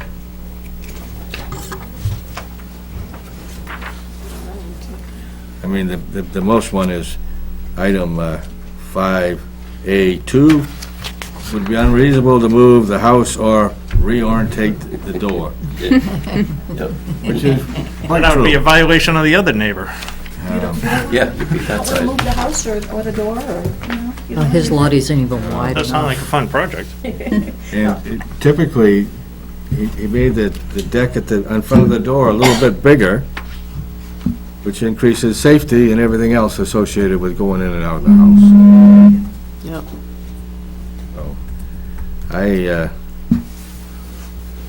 I, for one, think he's proven the value Yeah. in the conditions of granting a variance. But, is there anybody in the audience wishing to speak relative to this application? Yes, sir. Do I come up? Oh, yes, sir.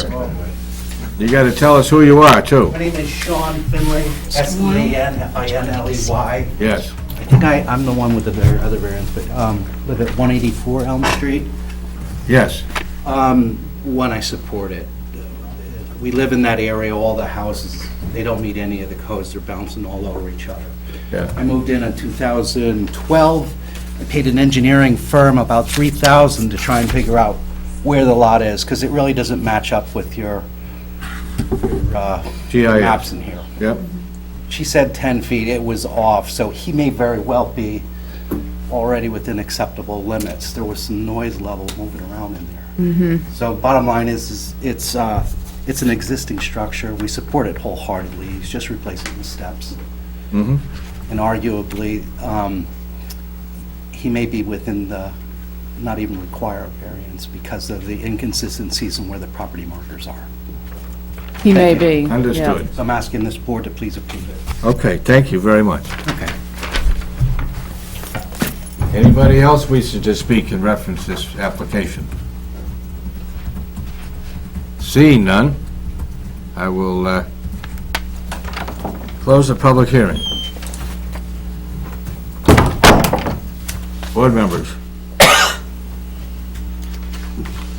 think it's correct. I think it's right for okay, what it has to be. I think that's the best solution. all right? I can offer a motion, Alan. Yes, sir. We grant the variance as requested. I think that he has proven that he meets the applicable criteria for it. 1 through 5? Mm-hmm. Okay, that he meets the criteria of the zoning ordinance for granting a variance? I'll second. Seconded by Emily. I'll third. We'll find out in a moment. Any discussion on that motion? Seeing none, I'll call for a vote. All those in favor say aye. Aye. Opposed? Motion carries unanimously. You're all set. You're good to go. I think that was the quickest application we've ever heard. No, No, it's not the quickest we've ever heard. No? It seems like it. We get a 2-minute break before the last meeting. Robert was wonderful. you want a break? I'll take a So 2-minute break simple. before the last case. I hope I don't offend anybody by doing that, but we have a couple board members that need to take a break.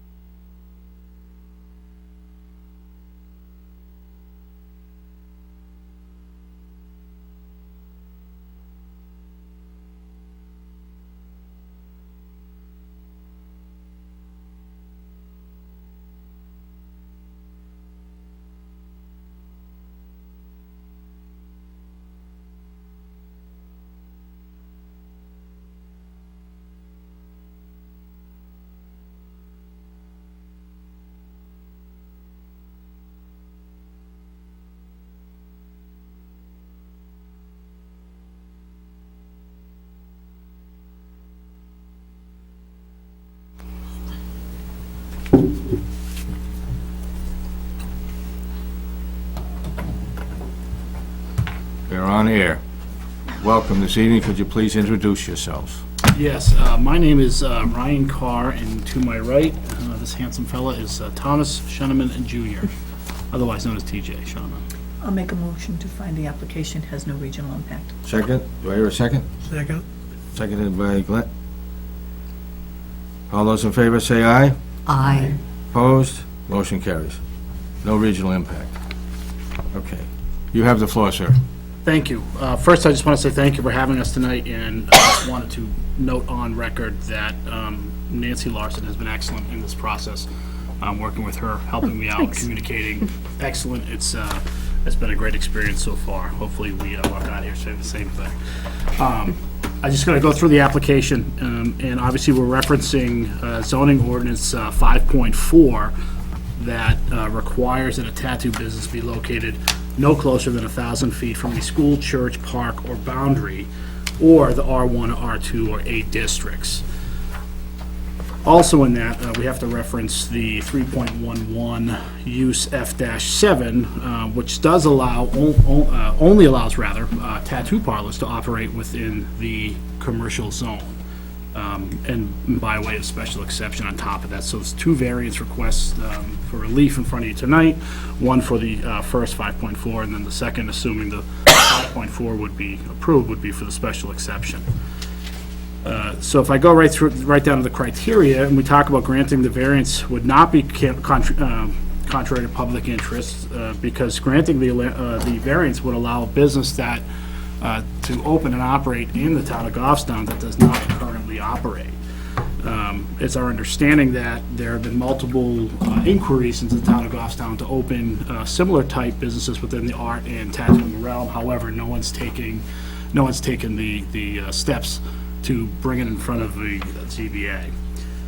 The spirit of the ordinance is observed because granting the variance would allow the applicant to open and operate the business within the commercial zone.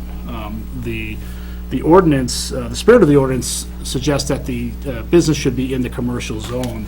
However, it does kind of contradict itself, and I'm sure that was not intentional. However, within the commercial zone, in order to meet the 1,000 feet of spatial distance required, there actually does not exist a commercial piece of property where you could actually meet the criteria from any of the disallowed school, church, park, boundary, R1, R2, or A districts. There does not exist a property in the commercial zone that would actually allow this, so effectively, the zoning ordinance zones this business out.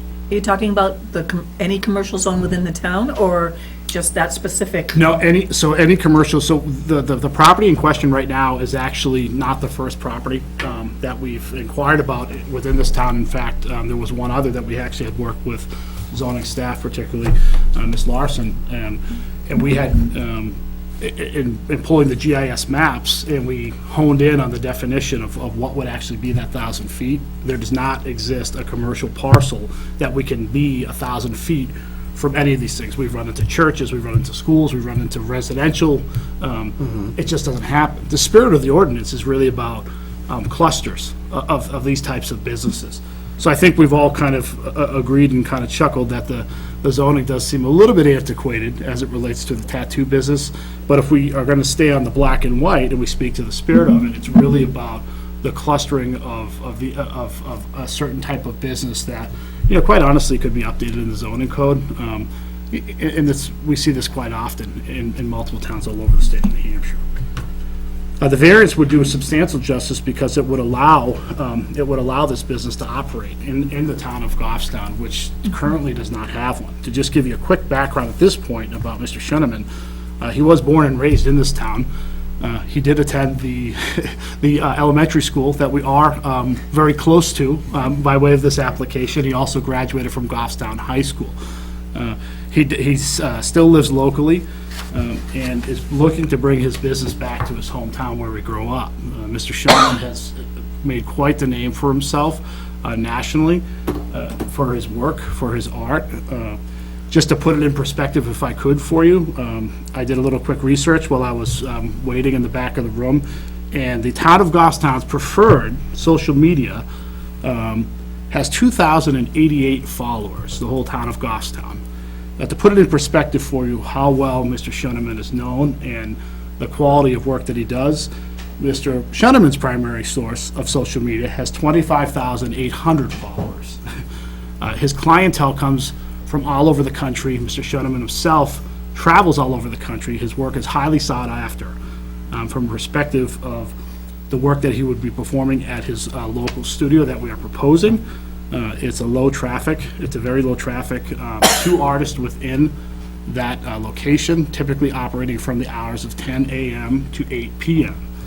These are by reservations only. Typically, his schedule is booked 6 months and further out, people paying a high cost premium to have his services done. You should see in the packet a recommendation letter from not only a Goffstown homeowner, but also a very well-known person, the chief of police of the city of Manchester, is a personal friend and also client of Mr. Schoeneman. And we thought that was important to reference that on the record to speak to the quality of not only Mr. Schoeneman's work, but the quality of person that he is, that the chief of police of the city of Manchester would step up to personally write that letter. Can you tell me what the hours again were? Typically, it's a 10 to 8 operation, and we kind of talked a little bit about where some of these zoning things came from, and the antiquated stigma, I think, around the tattoo industry is where a lot of these zoning laws came from, and we're happy to sit in front of this board and propose the changes in this and any other town. The industry has come a long way. Certainly pioneers like Mr. Schoeneman have stepped up and taken this industry on its back and brought a new level of professionalism, a new level of exposure to the industry. And it's people like him we want in every small business. And the chief of Manchester also references in his letter that it would be his wish to have more people like Mr. Schoeneman come back to town and operate small businesses.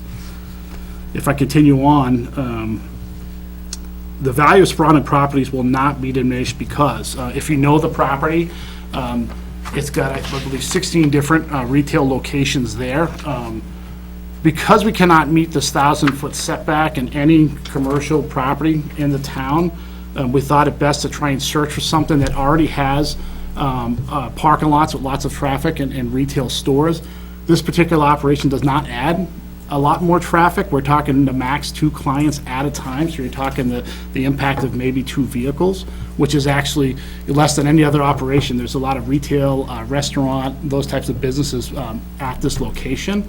If you know the property, the parking is plenty. It's right on the main drag on Mass Road there. The storefront itself is a small little storefront. I mean, rather inconspicuous in terms of what the rest of the property looks like because it's on the back side of the building. The sign that would eventually go on there, the sign permit regulations keep that to a very manageable sign that, again, Mr. Schoeneman's wishes is to bring his business back to town for a lot of reasons. One, he's very proud to have come from this town and grew up here. Secondly, it definitely lessens his commute that he's currently making on a daily basis. We can't do anything about his commute across the country when he goes, but his local commute when he is locally doing his work. So for those reasons, it's important to him to be here. So as far as diminishing any property values, in the commercial zone, it does abut a school, does abut some residential areas there.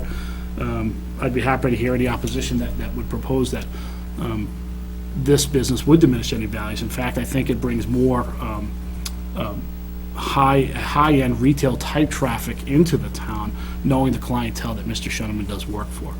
We're talking high dollar value artwork, which most people, quite honestly, can't afford. So his clientele has a tendency to be more affluent. They're coming to see him, and what commercial zone doesn't want that type of traffic being brought to this area where they normally wouldn't had they not be coming to see Mr. Schoeneman and get his work done. If I go to number 5, we talk about literal enforcement. No fair and substantial relationship exists between the general public purpose of the ordinance provision and the specific application of that provision to the property because, as I stated earlier, the property already contains several other businesses. No other property exists in town where we could actually operate a tattoo business. So regardless, no matter what property we came to, we're not going to meet the criteria at all. And I did notice in the staff notes, we're 15 feet away basically from the abutting property, which is the school. I'm not sure that 15 feet or 999 feet actually make a difference when we can't meet the criteria anyway. This is an opportunity for the town and the ZBA to grant a variance to allow this business to come in town with such a highly sought-after and highly responsible business owner. It's a win-win for everyone. It's a reasonable proposal because of that. This is a very well-established artist and going to be bringing quality business traffic to town. Every town wants that in the state of New Hampshire. Criteria B, if we were not able to establish any unnecessary hardship, I think the hardship has kind of been beaten over the head. There is no possibility under current zoning laws to open a tattoo and art gallery in this town. So that is a very clear hardship to Mr. Schoeneman and his business attempting to open here in town. As a point of order, should I continue to present on the special exception, or do we stop there? Oh, you're doing good. Why don't you just continue? Okay. So if we move to the 5.4, assuming we're good on the other, it's a special exception, you'll notice at 3.1, I believe I referenced, which is the charts, the only zone with which a tattoo parlor can operate is commercial zone by way of special exception, so therefore we went further with this. Facts and circumstances supporting the request, rather. The site with which we're proposing is many other retail and service-type businesses that actually fits in perfectly as it relates to the current master plan of the town. This is quality small business with highly reputable people working there. I think that fits absolutely inside the master plan. The size, frequency, or use will not significantly alter the character of the neighborhood. We've given you the business hours, approximately a 10 a.m. to 8 p.m. operation. Currently, that plaza does operate already within those hours, and those are what are considered, for the most part, normal business hours. There's very little to no weekend, especially on Sunday, type of operations. Mr. Schoeneman has established himself as a renowned artist, and unfortunately for his hard work, kind of gets to choose when he works, and he chooses not to work on Sundays. But regardless, that plaza does have traffic on Sundays, but so it would not be out of order for him to operate that way, but he chooses not to. Item 3, this will not create a nuisance or hazard for vehicles or pedestrians in a manner that cannot be, I'm not even sure what that word is, ameliorated because... Remedied. Okay, remedied. It's a low-volume operation. Typically by referral, and Mr. Schoeneman's calendar is booked out 6 months plus in advance. So there's not this influx of all these people trying to walk in. There is a second artist who will be on site that will take in some of the walk-in traffic that exists there, but the site was purposely chosen to be a smaller boutique-y type feel rather than a very large studio with multiple artists. Mr. Schoeneman's decided that he wants to keep his art to himself and his clientele, but he does recognize that as a businessman, he does need to be able to service some sort of walk-in traffic. Therefore, the second artist would be in the space with him. The proposed location is of sufficient size to allow for adequate and appropriate facilities for the proper operation of the use because, we've referenced this already, but I will reference again, it's an existing multi-unit retail service restaurant location with plenty of parking. The previous operation at this location was a massage spa, which from a business protocol, kind of operational perspective, operates very similar to what a tattoo gallery would operate like. A guest comes in on appointment only and receives the service and then leaves the premise. So it would operate very similar to that, and the business that was in the space operated like that. We say to sufficient size, and the proposed location is of sufficient size to allow for appropriate buffers of this use to adjacent properties because we understand that within this zone, we're bumped up against residential, we're bumped up against schools. We're not going to be able to meet any of that criteria, but the plaza itself is well of sufficient size to house the businesses that it does. And for that reason, this is a good location. It makes perfect sense for this business to operate. Are there any other issues that are relevant? I'll just keep saying that there's not currently a place where a tattoo parlor can operate. And that's, we just want to make sure that that is continually reflected. That is the formal presentation on the criteria. I don't know if there is any other questions or anything for us. Just a specific one, the space that you're looking at in the plaza there is one of the storefronts that doesn't face Mask Road, it's the one in the rear of the plaza. Correct, facing the yeah. parking lot. I don't know if it helps, I could pass down the photo that we have. I'm familiar Okay. with the Yeah, it's plaza. on the back side of the property, so I mean, the front side of the property basically sits right on top of Mast Road, and around the back of the building, the driveway goes around both sides of the building, and there's, I haven't counted, but there's probably at least 100 parking spots in the rear of that building that service the rear businesses there. And it looks, at one point, it almost looks like there was maybe a bank drive-through on one side of that building. That's what the architecture That was. was a long time ago. Yeah. Is that location next to St. Orange Septic? Yes. Okay. I know exactly where it is. How big is the area you're going to be occupying? Like, is it 4,000 square feet? What is the size of your shop area going to be? I think it's about probably, Well, given the rent, we're probably looking at a little under 1,000 square feet. It's probably closer to around 850 square feet. yes. Okay. It consists of a small reception area, a bathroom, and then two, if you will, kind of partitions, rooms, if you will. To provide Different privacy artists to in the different clients. Correct, yeah. And a little reception area. You mentioned Ms. that there was Dancy. 15 feet to the property, to the school, I mean? Yes. That's not your building, that's the commercial building itself is 15 feet away. The property boundary. Correct. Property boundary, Yeah, right. but I guess the way the ordinance reads, and we had a few conversations on that, is it's not our space to what, we're not trying Oh. to achieve 1,000. Right. Technically speaking, it's supposed to be lot to lot. Right. But because we're right next to each other, I think that's where we came with the 15 feet, was actually the building from the lot is 15 Okay. feet. And the Right. adjacent lot is in a commercial zone, however, it is the Bartlett School. Okay, yep, okay. I have a couple of questions. Okay, go ahead. One, I'm not sure if I heard it as a contradiction or not. You said that Mr. Schoeneman would be taking appointments, only doing appointments, not walk-ins. And you said the second artist would be taking some walk-ins possibly. Correct. But then in another statement, you said it would be by appointment only. Well, Mr. Schoeneman's business is all appointment. So is this other person not part of his business? It is. It'll be an employee of his, that's another artist, in order to service walk-in traffic. Okay. And the goal would be to apprentice them to the same position that Mr. Schoeneman. Okay, I understand. I just want to have it clarified for the record that it's not all appointment only, that it is some walk-ins also. Correct. Okay.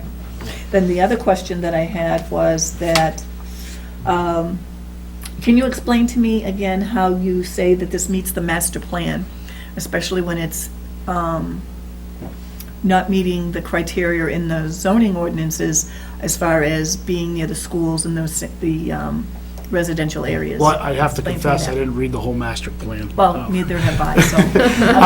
But I should have phrased that differently. The spirit of the master plan, ultimately, the master plan is to set up the correct zoning and planning in any town. This is the first time I've been in front of the Goffstown ZBA, but I've been in front of probably 8 or 10 dozen other ZBAs where we're constantly referencing master plans, so I apologize for kind of skipping over that. It's okay, it's a big book. Yeah, but I think if we're gonna talk honestly about the master plan, is about bringing quality development and development that makes sense, that the administration and infrastructure can support. Mr. Schoeneman's business is very self-sufficient. He's a highly disciplined businessman. In fact, we drew up a business plan almost 2 years ago to bring us to this point. Everything, he had set a lot of parameters around opening this business. So as far as the master plan, I guess we would have to lean on the spirit of it, of wanting quality commercial development coming to the town. I'm not sure you're going to find better quality small business person than Mr. Schoeneman. Did that answer your question? I don't want you to think like I kind of skirted that. I haven't read the plan, but the spirit of the plan in any town for the master plan is quality development, and I think we've absolutely achieved that by doing this. in spite of it being near a school and residential both. It's not like one or the other, it's near both, Well, I think, within the, given the fact that effectively, the zoning ordinance currently has zoned out this business, which is a whole nother issue in and of itself. I think the question of master plan as it relates to the closest to a school or the closest to a residential neighborhood, I understand that this ordinance, no one's challenged it or come in front of this board to challenge this and ask for the variance application, but I'd be willing to bet that half the employees at that school have some sort of body art, whether it's piercings or ink on their body, the residential's behind them, so I think that the intention of that bumping up next to a school, quite honestly, is irrelevant at this point, because it's 2017, and this is it's a mainstream industry, it's a mainstream business, and I can understand if we were applying for an adult entertainment bookstore with booth dancing or something like that, but this is hardly the case. This is a growing industry with one of its pioneers sitting in front of you, asking to open a business next to the elementary school he attended and graduated from. So I think that absolutely does meet the intent and spirit of the master plan. And you had a question? And a question, you mentioned body art. No. Your work is strictly tattoos only. Would you be doing any other kind of body art? Or piercing, scarification, anything on that No, line? just tattooing. Just Okay. Yeah, Mr. Sherman does not do any of the body piercing. The location does not allow enough space for that, nor does he have any interest to do that. He doesn't need the revenue. Nancy? Mr. Chairman, just a clarification, I heard in Mr. Carr's presentation about the hours, it'd be 10 a.m. to 8 p.m., but I notice on page 4, the application number 2, it talks about, looks like that's 9 a.m. and 9 p.m. Yeah, I couldn't The read hours. that. I actually have read here, yeah, I'm sorry for my chicken scratch, 8 a.m. to 9 p.m. And that's honestly a typo function of me when I'm filling out the application at the desk. I have Mr. Shenneman next to me. I made an assumption. So is it 10 a.m. to 8 p.m. will be the hours? Yes. Okay.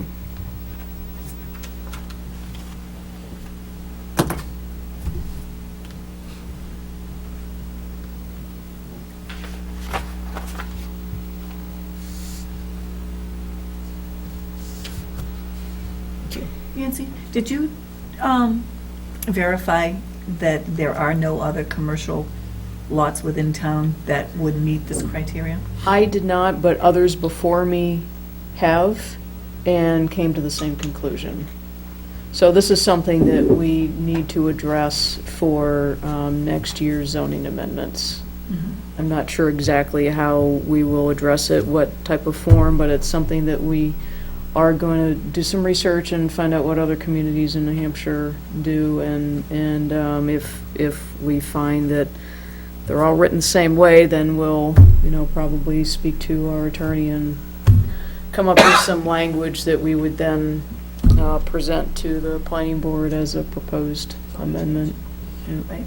Because usually when yes, we go variance and special exception, of course, but when you don't like a zoning ordinance or when it's outdated, so to speak, you change it. Unduly restrictive. Right, right. And especially if it's unduly restrictive, you change it.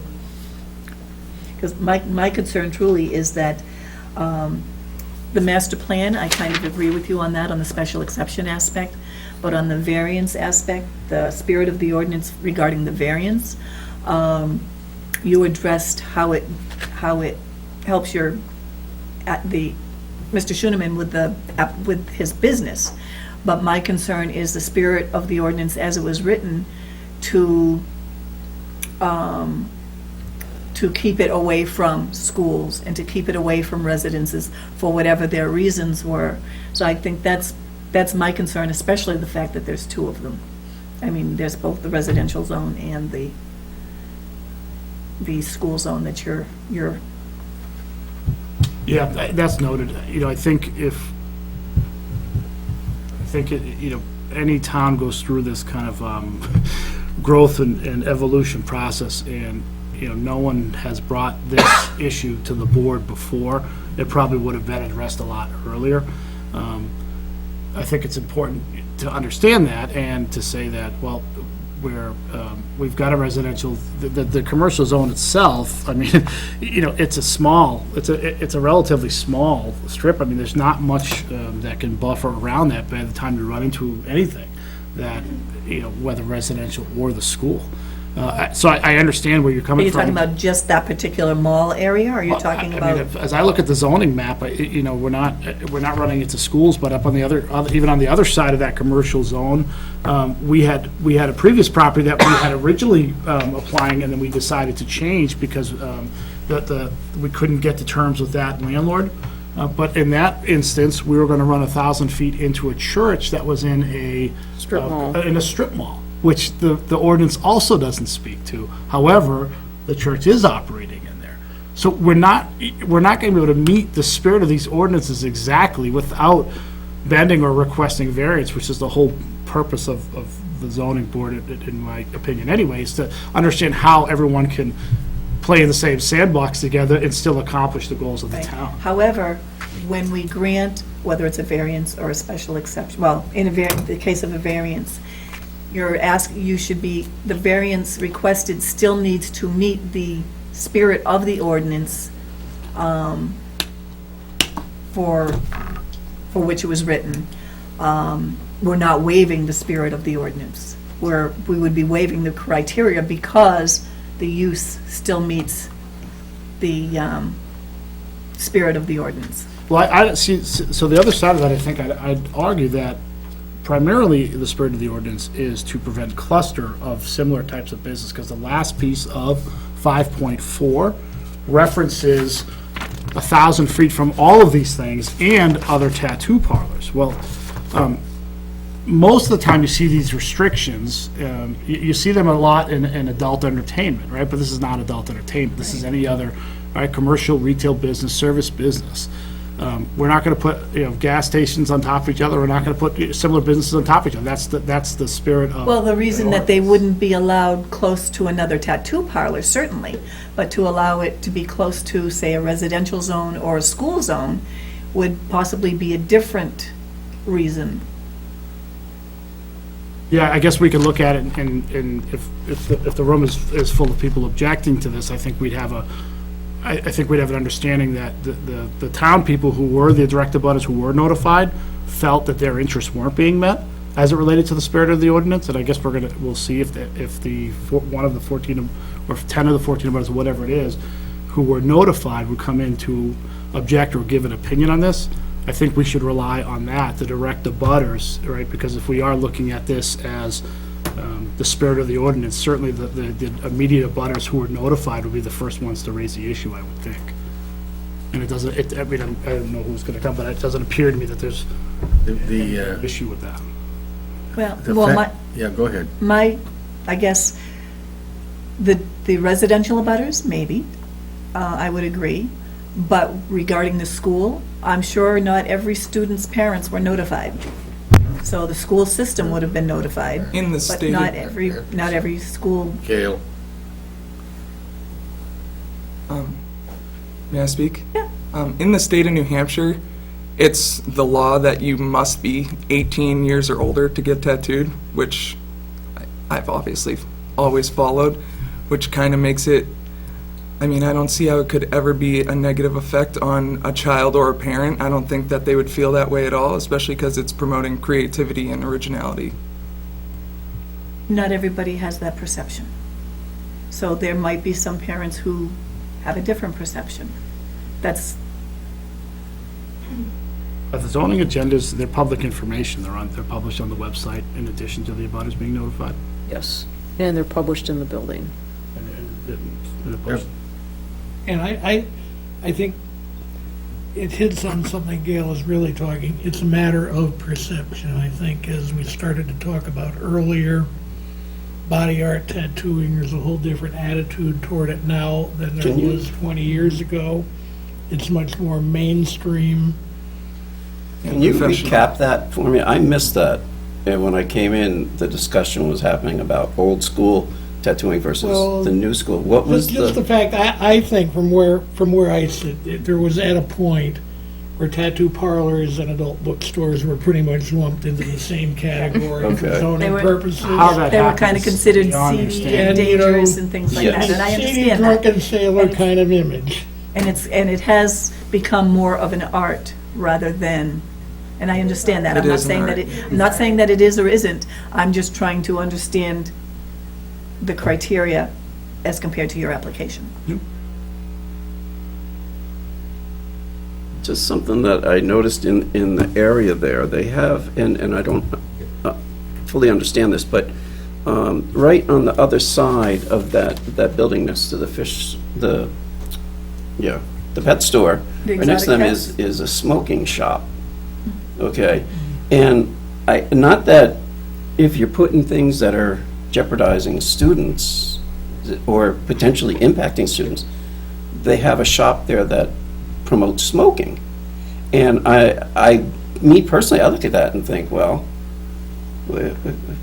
is that appropriate? Not that they don't sell it across the street and everything, but we have a specific shop that does that. And they run it great. I mean, it's a great shop. I've been in there. But what I'm saying is I see that maybe a little harder for the kids. They walk by and they go, hey, have you been vaping?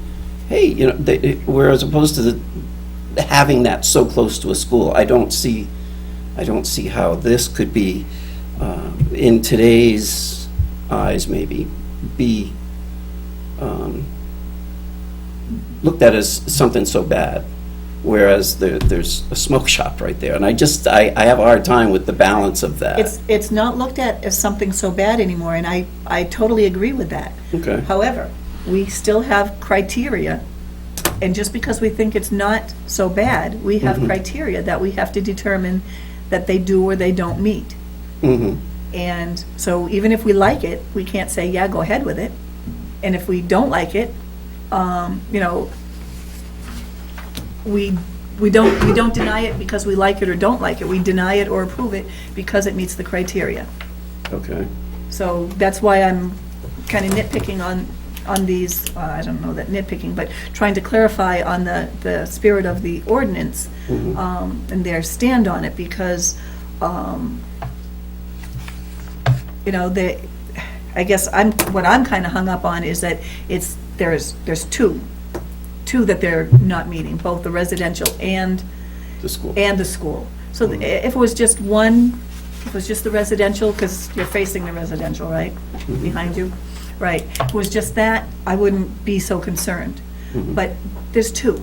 So when you start to, I don't know, it just seems to be spreading a little bit in my mind. As a general comment, if you meet the first criteria, the chances are you met the second also, Right, the spirit of the ordinance and the, without question. yeah, they kind of go hand in hand, Yes, they do. the great substantial justice. And I've been sitting quietly here because I have seen so many tattoos on my nephews and nieces and my two youngest sons. And believe me, they never talked about it until they were in high school. And if they got one in high school, it was done by their friends. Because they weren't Piece of 18. junk. If they weren't 18, correct. Yeah, if they weren't 18. And it wasn't art. It wasn't art, it's junk, which they've tried to have fixed. So, I won't show you mine, I'd love to see. Thank you, Alan. but I've had mine for a while. In my misspent youth, which was 50 years ago. Like I say, thank you for not showing us. I don't have a problem with the business, I don't have a problem with tattoos. My issue is the variance. I think it's important to note that the town administration, the zoning board, the zoning staff, there's a protocol to put this stuff out on the public radar, that if a parent has an issue, if the custodian has an issue, if the first grade teacher has an issue, they have certainly have the ability to show up at this meeting and express that opinion. If they haven't received notice of this meeting, they're not going to, most people are not going to monitor the calendar to see, actually, this meeting on our town calendar, this meeting and the applications on it were not included.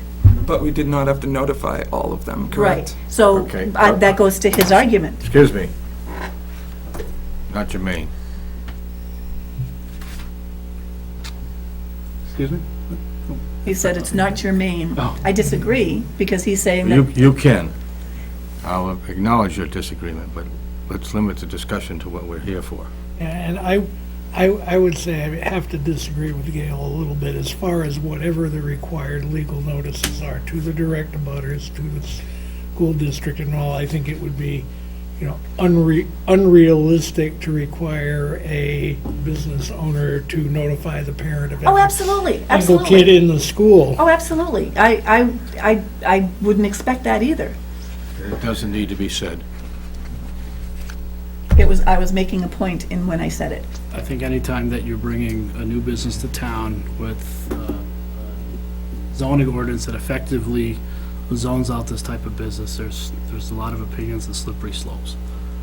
But I think when we take a look at the big picture, and if we're talking about the betterment of town and what I consider the spirit of the ordinance is allowing, or if we're gonna have this business, which ultimately is gonna come to this town because it cannot be zoned out, we have an opportunity to bring in the best of the best, someone who grew up in this town, is making a name for this town, right? And if you'd like, we'd be happy to put on a job fair for those students at that school to show them No, what this please, is no. really about and promote that creativity and business acumen that Mr. Schoeneman displays on a daily basis.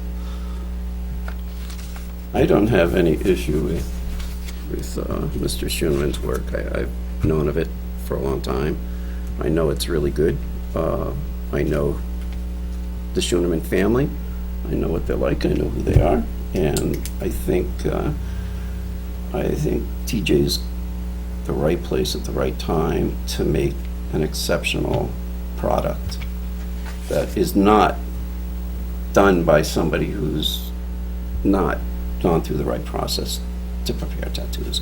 I guess I'm looking, what I'm thinking is, well, if you have an option to have somebody we don't know do it, or somebody who's not known in the town, and make it happen, I personally feel that it would be better to have somebody that we've known in the town. I understand that. They still have to meet all the criteria.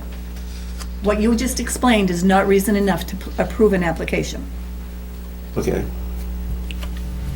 Well, how do you make it meet it? I think there's an opinion around that criteria. We're in disagreement of the spirit of that ordinance, That's what a and variance is for. we cannot be That's what I think. completely black and white and draw a line. We have to say that, okay, so we are that close to a residence, we are that close to a school. It is mission impossible to meet one of those two at any parcel up and down that strip in that commercial zone. So the parcel that makes the most sense, that can accommodate the business, right now is too close to two of those. Well, okay, so perhaps the conversation should be, well, this gentleman has every right to open a business in town, it should not be zoned out. Perhaps there should be discussion around rezoning some of the stuff that's around there. I mean, that would be the next thing to bring up, because it's an unnecessary hardship. I'm going to take a break in a moment, and I'm going to ask if there's anybody in the audience wishing to speak. Kill time. Huh? I kill time anyways, but you want to keep going? No, do you want to speak? Well, yeah. Okay, fine. I'll give you the opportunity. I'm just checking on that. Okay? All right.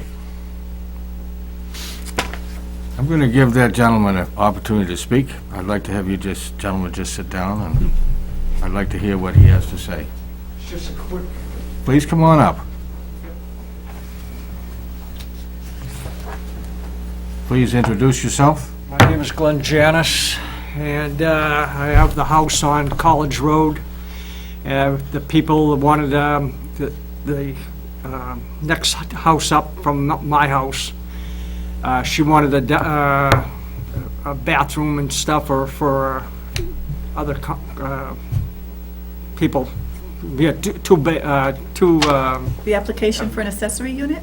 well, no, she was asking me about it, and I says, I don't know what it is this time of the, time of weather, what are you gonna do? But what it is I couldn't get here fast enough when they wanted it, you know.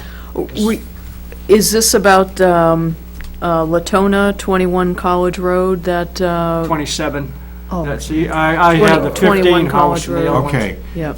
That was, he withdrew his application before the meeting, so there was no public hearing on that tonight. Oh. So, Oh, okay, so, because I thought I missed them because I was at another house in Manchester No. fixing a pipe. no, I didn't have the time to get it over I'm there. sorry.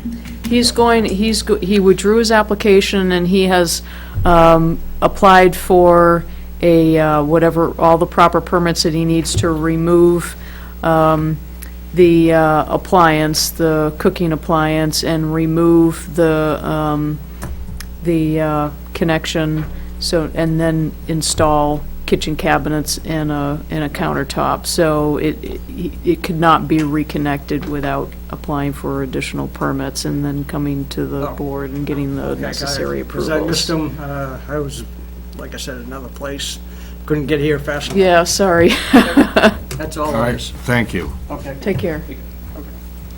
Please come back up again. I'm sorry for that little sidetrack. That's okay. I blocked off my whole night, it's okay. Emily, do you have any comments? You've been sitting quietly there. Well, it's been entertaining, but Thank you. I appreciate the entertainment. I see this as unfortunately a necessary thing, you know, a variance is unfortunately necessary, in a situation like this, but that's just because the way the town is zoned, I see no way to bring in any business like this at all without a variance. With the 1,000-foot thing. I mean, I'm thinking downtown, you've got the two churches that are downtown, one at the north end, one at the south end. Just about every commercial strip or commercial area I can think about in town is close to an R1 or to a church or to a playground or a school or a park or something. And there's just about no way to put this in anywhere without a variance. All right.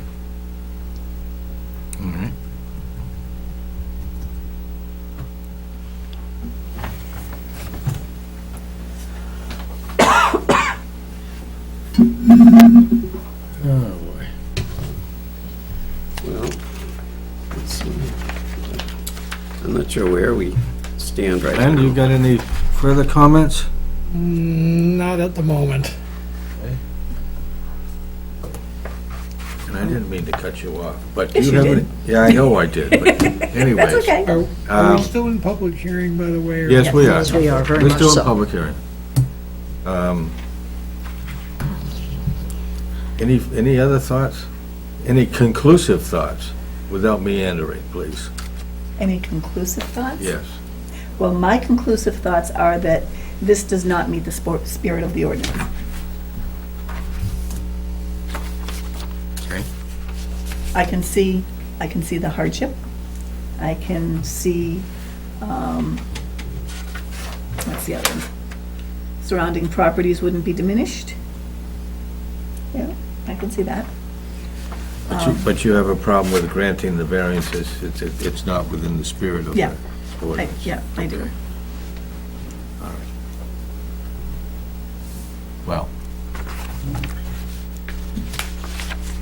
However, I think that very much there's an argument to be made that substantial justice is really possibly the most important criteria here, because otherwise you've got, a discrete small business that wants to come to town, and we're effectively zoning them out of any place that they can operate within the town. I think that substantial justice should weigh heavily in the and so consideration. they've Substantial left it to justice. us, the zoning board, to make a decision as to what and where.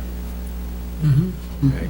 And so we're establishing the position of, we're going to we're going to consider what it is and how it operates and where. Now, I have no problems with it being near the Bartlett School because of the age of the children, the students. Most of them are bused to and from school. Most of them, there are still a lot of walkers in that area. I understand. And I, If it were in my neighborhood next to the high school, we might be dealing with a different question. that's the location, when I think of the best location for something like that, it is in Bernardville, along that strip. Both from the size of the installation, the fact he's on the back of the building. It's not on the front facing the street like Dave's Dragons and the smoke shop and the sunscreening place on the corner. Oh, the tanning place, yeah. The tanning place. I mean, it's not like I don't see them. I don't pay any attention to them because I don't use them. So he's going to be innocuous in terms of who's going to even know he's there except his clients. Right. And if they come here, you know, probably a good number of the people are going to come from afar. Remember that there will be walk-ins and there will be a second artist as well. Yeah. I may be the first walk-in. Is it, I don't know if this is. I don't know if I can No. afford them. appropriate, and I could pass these down. I think these pictures illustrate where the location is, and you cannot even see the school, which is directly behind the other side of this building. Can't see it. So that would tell me that from the school classrooms, you cannot even see what would in essence be the storefront.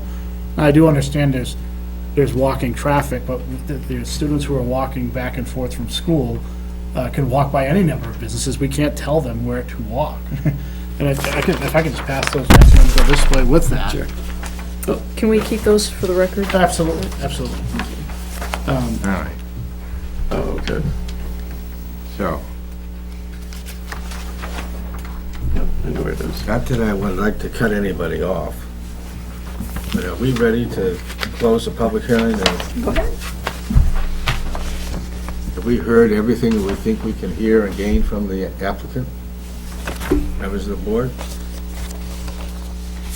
Okay, then now we're going to close the public hearing. Thank you. Members of the board?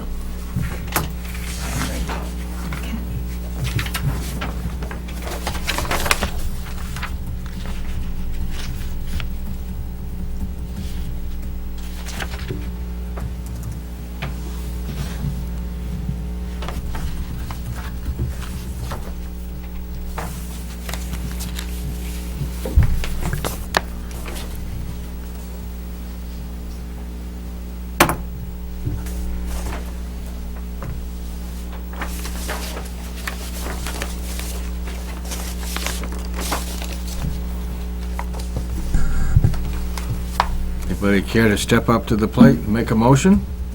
Emily? I'll step up to the plate. I move that we grant a variance and a special exception to allow the tattoo business to be located within the commercial building at 679 Mast Road. Excellent. And that it meets the criteria And for that- granting the variances and the special exception? And that it meets the criteria for granting the variances and the special exception. I will second. Okay. Okay. We have a motion and a second. Any comments on the motion or any discussion on the motion? I think we've discussed this quite a bit, and it's pretty clear what the issues are. All right.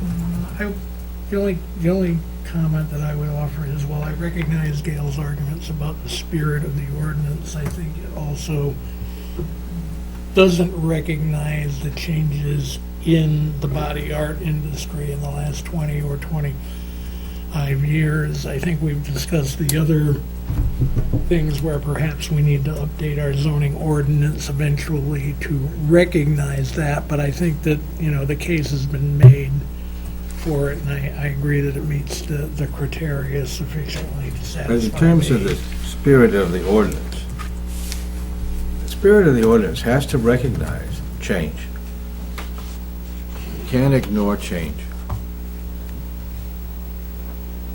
That's my only comment. Seeing no other further comments, I'll call for a vote. All those in favor say aye. Aye. Aye. Opposed? Opposed? One opposed. Motion carries. Thank you. Thank you very much.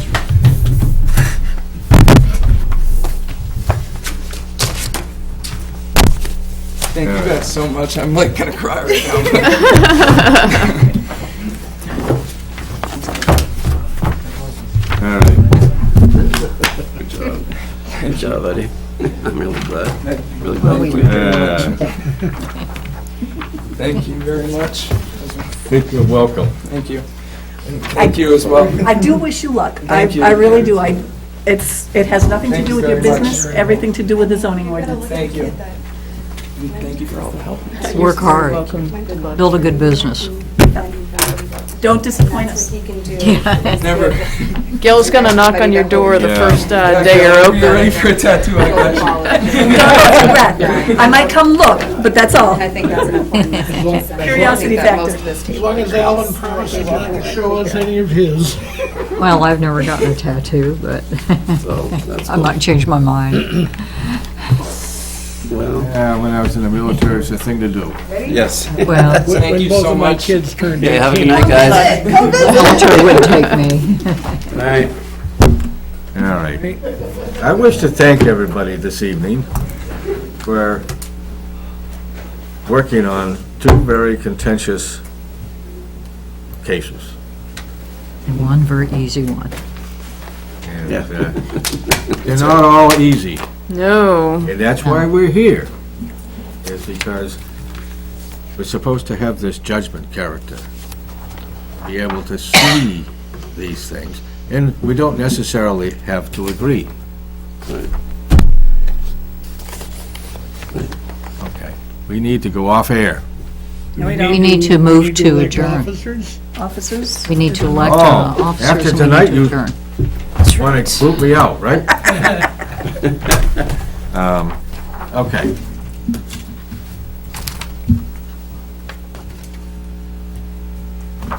I nominate Alan for chair.